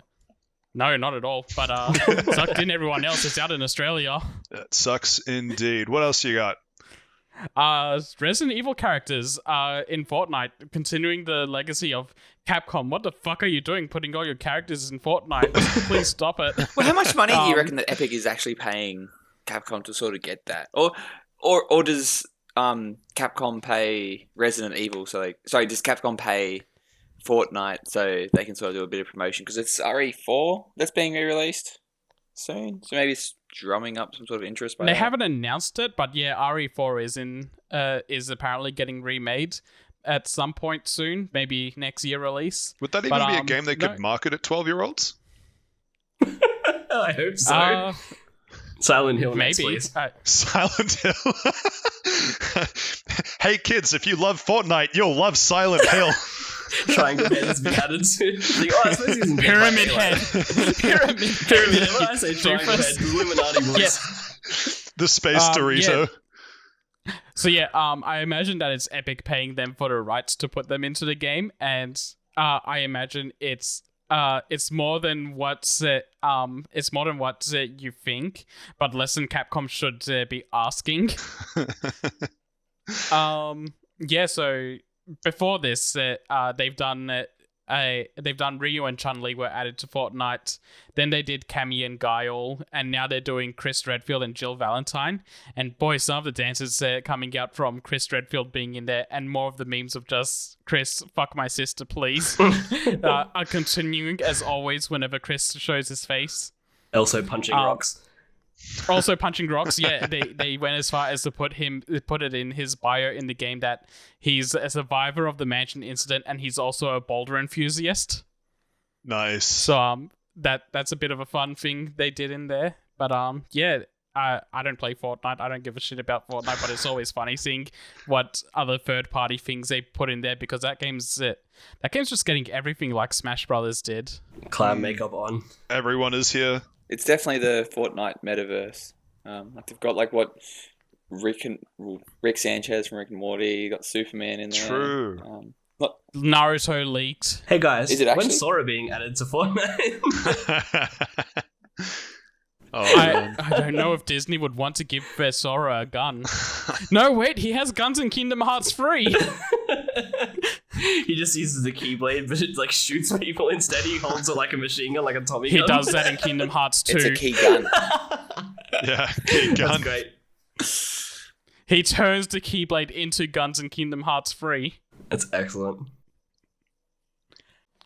Next item on the list, Josh has written down, please let me talk about Zorua and Zoruark for like 5 minutes. I swear I just want 5 minutes to talk about how good they are. Josh, tell us about Zorua and Zoruark. I definitely haven't, but I would. So the trailer for it came out, and basically, I mean, it is like a really cute trailer and actually really different for something that Pokemon's done in the past, which is really cool. Whoa. You're trying to tell me that in 2019 when they did that 24-hour live stream of one of that forest, and some suckers actually watched it to see the entire thing. The entire thing, scene by scene. For the Galarian Ponyta of all things. I mean, that is a really cute Pokemon. It is, Kinda but not for useless, 24 hours waiting. Yeah, no. And it was on a Saturday as well. I could check it very easily. It's different because they didn't make you wait for 24 hours, and they released a little trailer with actually, it was kind of similar to that because like 24 hours prior, they released a trailer with like static footage and like you could kind of make out a Pokemon in the back. People were saying, oh, it looks like Zoroark, but no one really knew. And then, 24 hours after that, they dropped a new trailer, which was like the recovered footage, like quote unquote, with basically a scientist walking around and sort of giving you a shot at the region and some of the Pokemon in there and talking about like Snorunt, how they eat like the ice and stuff. And then it cuts to the new Pokemon, which is the Zorua and Zoroark Hisuian forms. And then he's like, oh, it's so cute. And these things are adorable. And Zoroark sort of jumps out almost like a Monster Hunter kind of thing and just like shadows over and just straight up potentially just kills this scientist. He just drops to the ground and that's the end of the video. So it was like really unique for a Pokemon game to sort of make that approach. And they're the first Pokemon ever to have the normal ghost typing, which means they are potentially completely broken in the VGC area. So that'll be cool. That sort of depends on their stats as well and their move pool. So the most immediate thing I thought when I saw the new Zoroark is that it just looks like a redone version of Lycanroc's Midnight form. It does. I just it looks like a marshmallow version of Zoroark. It looks so cute. But only having a dark weakness and having like 3 immunities, I think it is off the top of my head, is pretty crazy. Don't forget when really interesting. In like Gen 3 when Sableye came out, that had no weaknesses. Same thing with Spiritomb in Gen 4. The Ghost Dark typing had no weaknesses until they brought in even in Gen 1 there was no Dark, so and like the one thing Ghost was weak to was like Lick, and Psychic, that was like I think 20 base power move. No, they in Gen 1 they were weak to Psychic because of their poison type. Every single ghost type had a poison type and ground, obviously. Gen 1 was fucked because the ghost types were supposed to beat out the psychic types, but because of their poison typing, they just got fucked in return. Yeah. So Alakazam just ruled. What's funny is that if you go into like Gen 2, I think it is, the Gengar is still like really, really, really strong and competitive. But anyway, we don't need to go into old Pokemon competitive stuff. New Pokemon are here. They look really cool. Very different, I think, for the most part. Obviously, they're just a Hisuian form of these Pokemon, but the way that they presented them is very different. So makes me a little bit hopeful for Arceus, which I'm not too keen on. So anyway, moving on. Next news. Seth, next thing seems to be yours. Yeah, so this actually makes me really upset, but it it's not really out of nowhere. Well, it is out of nowhere, but it was expected. Vicarious Visions is dropping their name and is fully merging with Blizzard, so it's just becoming one big umbrella company now. And this is really upsetting because Vicarious Visions did a lot of great work, and just the news of them being put into the Blizzard mines earlier this year was really upsetting because they did great work on the Crash Trilogy remaster a few years ago. And last year, I think it was, they released a Tony Hawk Pro Skater 1 and 2 remakes, which were also fantastic. So yeah, they got sent over to Blizzard to help with Diablo 2's remake that was coming out, and now they're just merged into Blizzard. And most of the employees talking about it are like, yeah, so we kind of expected this, but it's still out of nowhere. We were just expecting to be our own company underneath Blizzard for a while, not just fully merged into them. And they, with all the talks about Blizzard trying to be more transparent because of all the allegations against them, this is a clear case again of them not being transparent to their workers. Damn. Yeah, it is a shame because Vicarious Visions, I probably, as much as I was really looking forward to Diablo 2, I probably will never play it, but I really liked them as a developer. And when you compare that to anything that Blizzard themselves have done in the last 10 years, which has just been terrible game after terrible game, it's a bit sad to think that they could be influenced by that as well and just become part of that cog. But I thinking on the glass half full type of view, maybe they're taking good talent from Vicarious and want to remaster some old games and make them really good. Potentially, but Blizzard is just hemorrhaging talent at the moment as well, so you never know. Yeah, and honestly, I'd prefer if Vicarious Visions was just their own development studio doing their own things, because besides the remasters I mentioned, they've done things before. They for a while they were just a port house, but they also did the fantastic Crash games on the GBA. Way back when, they really got Crash.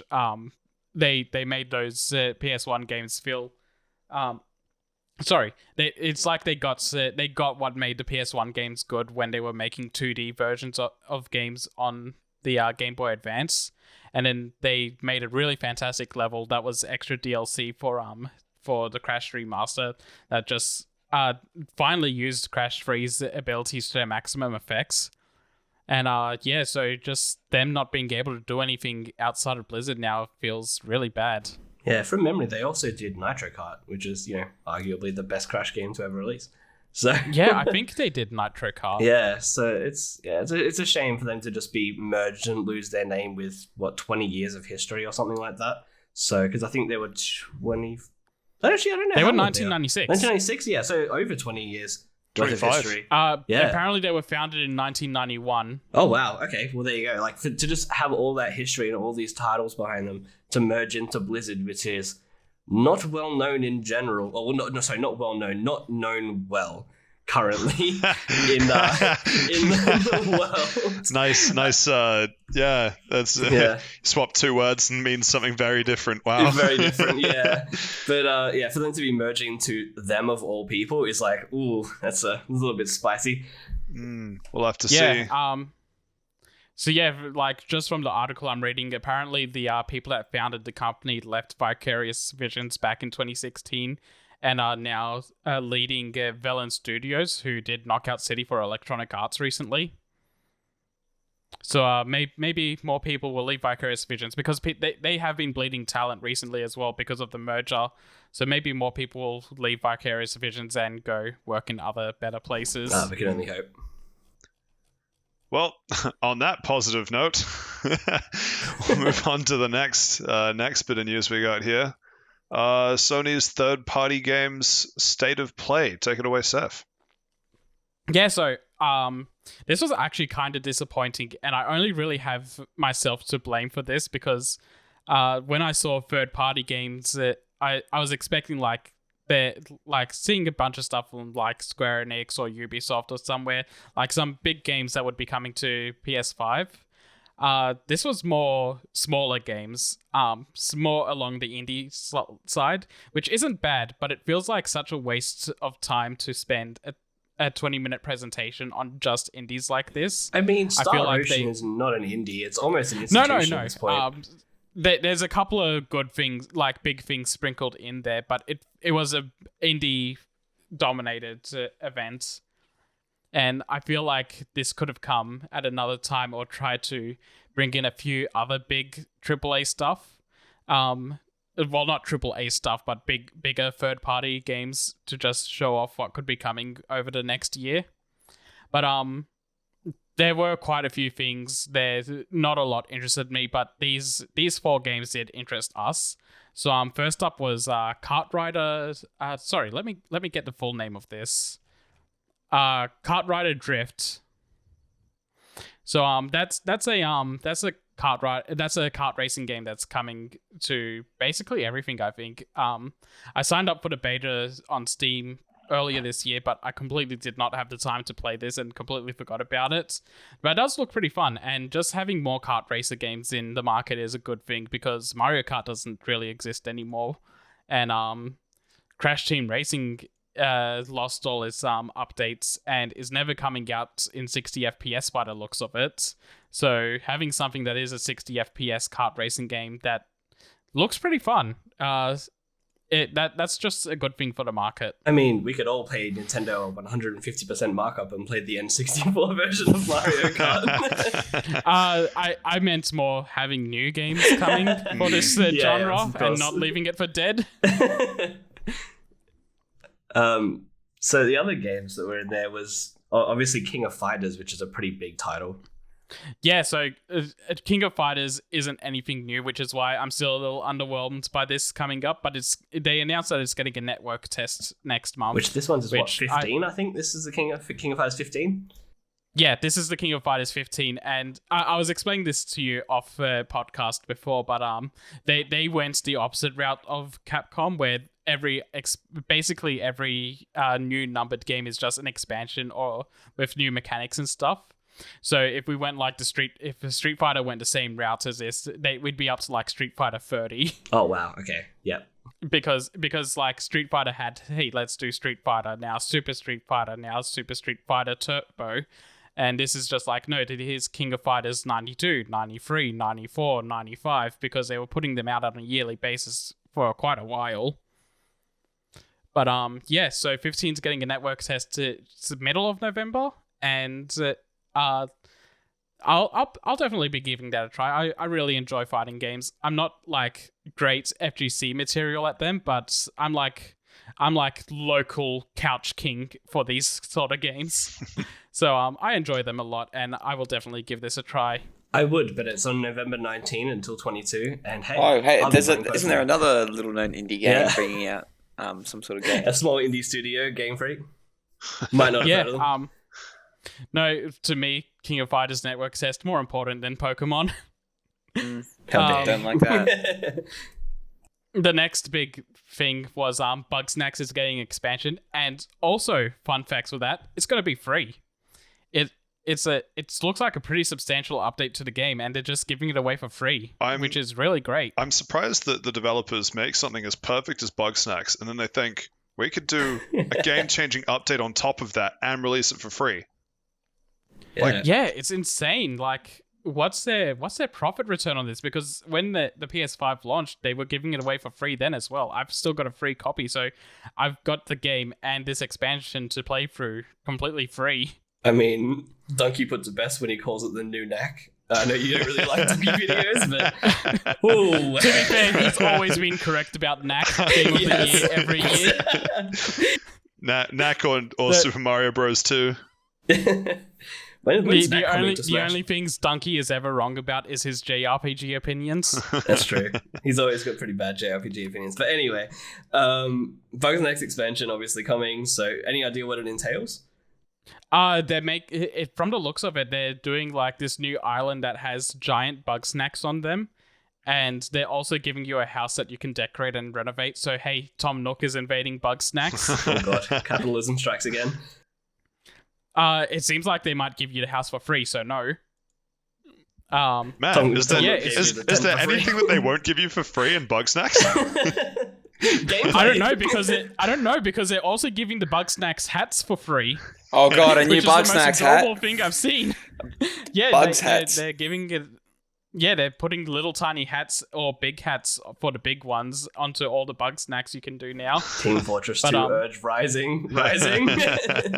I saw a moth with pita bread as its wings, and I'm instantly down. Yeah, I've seen a couple of designs for the bug snacks. It's clever, I guess. And I think I saw a review for it when it came out because everybody was talking about it. But I don't have a PS5, so I sort of just will sit there.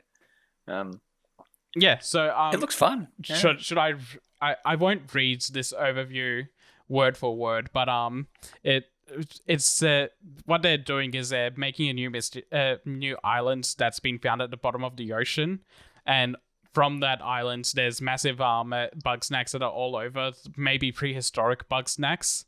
So yeah, it's just like this whole new area to explore. They're making Jurassic bug snacks? Yeah.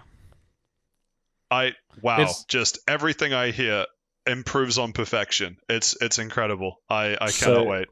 Just opening the blog for PlayStation, there's a new biome, a dozen fresh bug snacks to capture and feed to your friends, which sounds horrifying for a children's game. I love that they call them fresh. Yeah. fresh bug snacks. Yeah. And then there's over 100 challenges and 30 quests, 200 decorations to collect and display, and more dialogue from our returning voice cast. So, and all for they free. have a pretty fantastic voice cast as well. They brought in Rita Repulsa's actress to be in Bug Snacks, which is just a fantastic addition. It's not a game I'm gonna play, but it'll be good for the younger ones. I will 100% play this when I have a chance to. It's just I need a reason to use my PS5, so Bug Snacks is a perfectly good reason. I want to see them port it into Monster Hunter. Yes. Oh my god, that would Bug be great. Snacks X So Monster good. Hunter. Oh, fantastic. Anyway, what's that fourth game on the list?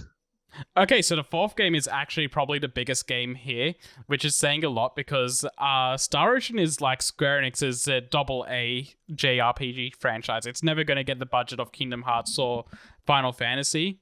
And at this point, they're only releasing them once every console generation. We had Star Ocean 4 on the PS3 and 360, Star Ocean 5 on the PS4 and Steam. I'm not sure if it ever came to Xbox then. And I don't think now so. they haven't called this Star Ocean 6, but it might as well be from what I can tell. And it's looking very Xenoblade inspired. And it looks like a lot of fun, but boy, did that trailer have performance problems. There was a chunk of that trailer where they showed someone jumping from roof to roof in the city, and it tanked to like 15 FPS. Yeah, but that can improve. The one thing I've seen about it so far was that Kotaku actually compared it to Monster Hunter, and if you watch the trailer, it looks nothing like Monster Hunter. Yeah, no, that's why it looks like Xenoblade Yeah, to me. it really does. Very specifically Xenoblade 2 to me, but obviously I've only played a bit of 2. So. I only have 1 point of comparison. Well, I mean, I've seen gameplay of the first one, but this one, it seems like you sort of have those like run around kind of mechanics, and I don't really know how to explain it, but it definitely seems more Xenoblade 2 than Xenoblade 1. Obviously, we don't have anything to compare it to for this Star Ocean, but hey, it'll be a good story like every other Star Ocean, so, well, at least it'll be viable as a story. I do very much enjoy, though, that the protagonist of this new Star Ocean looks very JRPG sword guy-ish. Like, he just looks like a very generic JRPG protagonist, and I can get behind that. Yeah, it really does. And the name is a bit interesting. It's a Star Ocean, the Divine Force. Like, it doesn't really give you any sort of insight on what it's going to be about. But he does I don't look think like any of the Star Ocean games subtitles ever did. Yeah, I suppose you're right, actually, thinking about it. But yeah, it does look quite good. I mean, the trailer looks very good. The graphics look pretty impressive for what the game is so far. So Yeah, excited to see more. Still sticking to the Xenoblade comparison, it looks like Xenoblade on hardware that isn't Nintendo hardware. A Xenoblade above 720 FPS. Thanks, Switch. That's 720 FPS, what? 720p, 30 FPS. Gotta go fast. If you're lucky. Yeah. If you're lucky, yeah. But yeah, besides the trailer looking pretty fantastic and Xenoblade-ish, there isn't a whole lot to say about Star Ocean just yet. It looks like it'll be good. I'm very excited for it. But yeah, when the highlight of a PlayStation Direct is Star Ocean is coming back, I don't think it's a very strong Direct. I don't know. It's the first Star Ocean since 2016, so that's like 5 years. Like, obviously, as you said, the generational gap. There are massive fans of this series, so there are. I know people that will be very much excited for this. I was excited seeing Star Ocean is back. It's just, I don't know. I was maybe expecting too much from this. expecting like what would you really want to see out of the next third party direct? While we're on the topic, do you have anything that you were really sort of hoping for, longing for? I'd like to see something more along the AAA side of things, of like, hey, here's something big budget to be really excited about for owning a PlayStation console. Like this felt like AA or lower, which is fine. Like the batteries? It's just I would have liked. I would have Yeah, liked. Steve, to, like the batteries. Yeah, but I would have liked to have something very big in there to like at least one thing that was like, oh, this is really really hype and everyone can get behind it. Yeah, and it was also really weird because they ended on a weird segment for this direct. They should have 100% ended on Star Ocean, because they ended with a Little Devil Inside with a trailer that didn't make a whole lot of sense and made it feel really flaccid. I know it's also weird for their third party big title, when you really look at it, to be Star Ocean, when like it was said, hey, it's coming to PS4, coming to PS5, and then everywhere immediately they said, hey, it's also coming to Xbox, it's also coming to Xbox Series X and PC. Like, it's going to be available on pretty much everything except for Switch, because it probably can't run it. So for that to be their really big title it's interesting. That's also kind of a thing of like, this is just how these marketing things work, where if you go onto like the PlayStation or Xbox versions of game trailers, they only have their logos on. Nintendo Directs happen where they announce games and then it's like, oh, hey, this is also coming to everything else. It's just a little bit of a weird thing. It is definitely like a thing that happens, but yeah, for it to be the big one sort of made me laugh. But yeah, so there's not a whole lot more to say on that, so I'm pretty much done with this topic. So then I guess Steve had something that he wants to bring up, which is pretty big news. Yeah, Battery Man himself gets the final news piece of the episode. Take it away, Steve. They finally released campaign information with Halo Infinite. Finally, they promised us it would be a release title for the Series X. It didn't come because they obviously weren't ready. The infamous Craig the Monkey. Was it Craig or Greg? Craig. It was Craig. Yeah. Okay. It was actually Craig the Brute. Yeah, the Brute. He wasn't really good. Well done. They put him back in the oven. He's come out. He's looking good. He's come good. Ironically, I think he was just supposed to be like a non-name generic enemy. But yeah, anyway.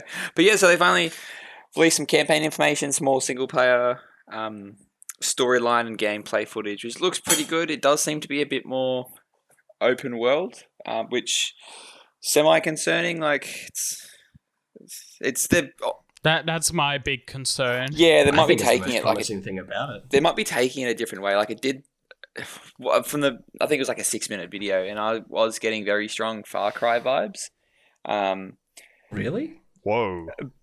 Yeah, it also reminded me of Far Cry. Yeah. Really? I genuinely looked at it and was like, okay, so Microsoft's seen Bungie do this and then do this with Destiny, and they've just taken Bungie's thing and they've just made this a Destiny game. The big thing that gave me Far Cry flags was that they have enemy resistance spaces that you go into and just destroy. Yeah, and there's one boss that has like a health bar come on top of it as well, so that gave like some weird Borderlands type of thing. But then at the same time, it might just be like a semi-open world thing. It's all like it's all skepticism at this stage, which is like what we should be. This game is literally like been delayed by 12 months, and it is like a big, essentially a big system seller for the Series X, and probably another reason why the Series X doesn't really selling that good, or even though they're all sold out. At this point, it's scheduled to come out December 8th, so it's still a month and a half away. Yeah, a month and a half away. Obviously things can change. I've still got to go back and replay all the Halo games because I'm a big Halo lore nerd to the point I've even got like a couple of the books. Which is, you get into it, like it's a lot of good stuff. Like, so the original, like the campaign story now is like it's focusing on Cortana, which is the Master Chief's AI, and she's going sort of like rampant, I think is the term that's technically used, because just to give you a sort of broad brush, deepest lore about Halo, the AI that Cortana's based off is it's based off like neural links that are made through the human brainwave. So they break down after about 5 years or so, and I think Cortana's been there for like 8 or 9, which makes her one of like the oldest AIs, and she's gone like nuts.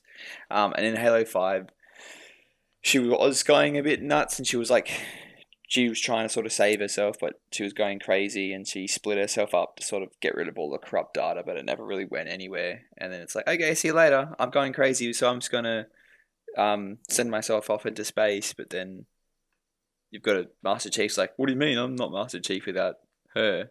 So, yeah, Yeah, it was really weird seeing the original showcase for the plot, because they were doing something completely different, and the entire time I was just thinking, what's happening with the Cortana storyline? Yeah, well, I mean, they did say that as part of this in the reveal trailer that basically this AI that you meet at the start of this game, presumably looking at the trailer, was codenamed the Weapon, and that she was designed to destroy Cortana. Obviously, if she went rogue or got too far past her expiry date. So they might be continuing that up, which would be good for them to have a cohesive story, but you never really know.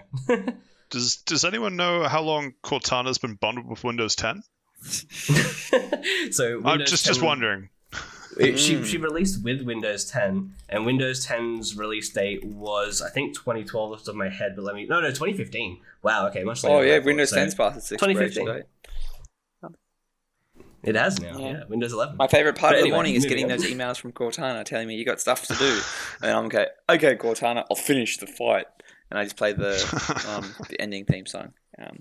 But yes, yeah. So Halo's coming out soon. Can't wait. I'm gonna go and replay all the campaigns once again, probably just on medium, so I can breeze through it and get myself up to date. And then One thing that did come out is that it won't launch with a cooperative campaign, and it's not launching with ray tracing. yeah, So that's semi-unfortunate. Ray tracing, yeah, whatever. Cooperative campaign has always been a big thing for Halo. I'm currently replaying all the games, and I'm up to Halo 4, and we've been doing them all in Legendary, which, it's not fun to grind that out unless you're doing it with a friend. So oh god, that is so hard. And some of those levels, some of them are pretty hard. Solo. I'm not going to lie, Halo 2 nearly broke me. Yeah, Halo 2's got like weird checkpoint systems as well.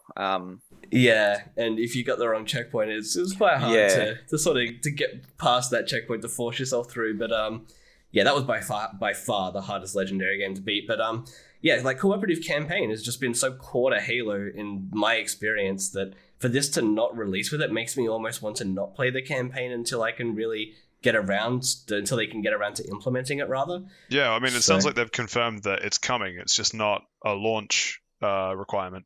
Yeah, I'm not even sure if they have actually confirmed that it is No, coming. I'm pretty sure. but- I'm 99% sure it is coming. But it's just Yeah, they've said it's coming, but it's not going to be at launch. It'll probably be like 6 months later. Do you reckon Yeah, which is a real big shame. Yeah, it might even be a couple of weeks. Well, by the end of the year or something, they've probably hit the end of the thread with okay, we've delayed it by 12 months. At what point do we we just have to release it type of thing?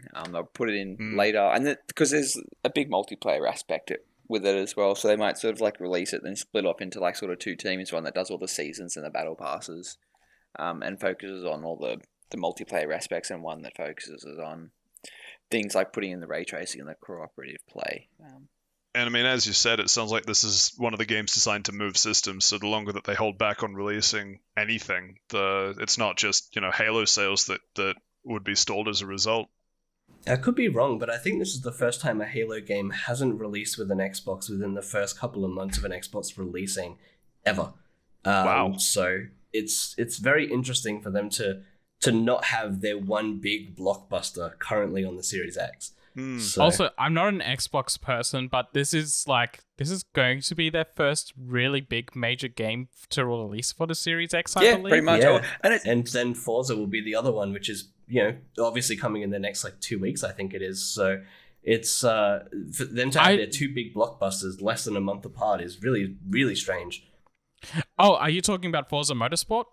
Well, Horizon 5. Forza Horizon, yeah. Sorry, Motorsport was Sunset, I think. I got that backwards in my head because I was like, are you talking about Forza Horizon? Because I I know that the only thing they've shown for Forza Motorsport is a CG trailer where they showed that they removed the numbers. Yeah, no, Forza Motorsport's probably a little while out, but yeah, Forza Horizon 5 releases sometime this month, I think. Or next month. very Next early month. No, Yeah. next month. Early I November. think. Yeah. Yeah, early November. So yeah, for them to have their two really big selling titles a couple of weeks apart, actually it will be over a year after the console release, is really strange. But we've also got to remember. It's kind of a dire moment. It's kind of a dire situation for them in that case for me, because it's like, it's what's the big reason to get into the new consoles on the Microsoft end if they're big, if they haven't had anything big released on there for over a year now. And remember, this is also Microsoft that bought up, like, they just inhaled a ton of smaller game studios with not necessarily, this console in mind, but with the idea that they'd be just powering out games that they'd want everyone to play. And it seems like, despite all that investment, we're still back to, when's Halo? When's Forza? Yeah. When's Fable? Yeah. Fable, please. Yeah, and we've also got to remember as well that the way that the Microsoft is sort of running their games division now is a bit different, because they've got the whole games Windows aspect. So the Game Pass, a lot of so Halo and Forza will both be coming to PC as well at the same time. Yeah, exactly. Like, that's another thing of I'm not a big Xbox person, because at this point, any game I want to play from Microsoft, I can just play on my PC now. Yeah, that's essentially it. Like, there's no reason to sort of own it, and they're doing quite big leaps and strides with their streaming thing. So I think I was reading something the other day. You'll soon be able to stream Xbox Series X games to your original Xbox provider. You've got the internet connection for it, which you probably won't see in Australia. But they're definitely doing their own thing, and they're beating to their own drum. And if the PS5 didn't carry up a lot of the legacy stuff that people were, I've got a PS4, I might as well get a PS5 type of thing, it would be interesting to sort of see what would the playing field be like. I don't think legacy matters all that much, because the PS2 is the most successful console in history, and then when it came to the next generation, the 360 was ahead of the PS3 by quite a while, for a long time. It took the PS3 until the end of the generation to catch up. Is the PS2 still the best selling, or is it now the Switch? I believe the PS2 is still the best selling, but the Switch is gaining momentum. Yeah. And I think it's different because if you include, the PS2 was out for longer, it'll probably catch up by the end of it. Well, I mean, the Switch OLED just released instead of a Switch Pro, so we've probably got this for at least another 12 months, so we'll see. Yeah, true. Yeah. But no, interesting stuff for Halo, interesting stuff for Microsoft in general, a lot of stuff coming out of that. So yeah, looking forward to the Christmas break. I'll have a lot of stuff to play. Yeah, so I don't have a lot of ground to stand on for this when it comes to Halo, because I don't actually play the campaigns for these. I only play the multiplayer of them when I get the chance. But Halo going open world seems really odd to me, because I feel like it's very much based around going through linear levels with big set pieces and very considered firefights. And I don't feel like you can design those sort of things in an open world game, but maybe they'll have, once you at certain missions will take you into that sort of situation. Yeah, it might be in the story, so maybe they'll still have them, but I don't think you can do those sort of things similarly in an open world game and get those same type of kicks you could if you just made a linear game. I mean, Destiny did it, and they did it very well by doing exactly what you were saying, where you would have an open world scenario, and then you would arrive at a certain checkpoint, and you would do a mission that was at that checkpoint, and you would start and run through a set world and a set, pieces of enemies that dropped certain pieces of gear, and then there were raids tailored around that as well. So it might end up being something like that, but we'll just have to see when it releases on December 8th. Yeah. I wasn't too convinced by that. I do want to play through the Halo campaigns at some point, but that one didn't fill me with a lot of urgency to play through them. And that brings us to the end of the news section for this week and the end of episode 1. Do you want to do a quick what people can expect next week? Start with you, Steve. Yeah, I said before, I'll say it again. I'm definitely going to get into Age of Empires 4 when that drops. Should be good. Might try a bit of the campaign, might try a bit of the online and get stomped, but we'll just sort of see how we go. And chances of Temtem releasing next week? 100%. It'll be on Game Pass as Excellent. Cool. Looking forward to it. Seth, what have you got on next week? So I took a big break from it, so I'll probably be returning to Final Fantasy Tactics now that I'm mostly done with Dread. Sounds exciting. Can't wait to hear about that. Josh, what have you got? So I'll definitely be playing a little bit of Age of Empires for sure on release, and then I think I'll end up playing a bit of Deep Rock Galactic by the sound of it. So we might be able to tag in on whatever we talk about next week on there. So let's see. And I will be joining you for Rock and Stone in Deep Rock Galactic as well. That's what you have to look forward to next week. I've been Patrick. I've been joined by Seth, Josh, and Steve. You've listened to the Fast Travel Lounge, and we'll see you next time.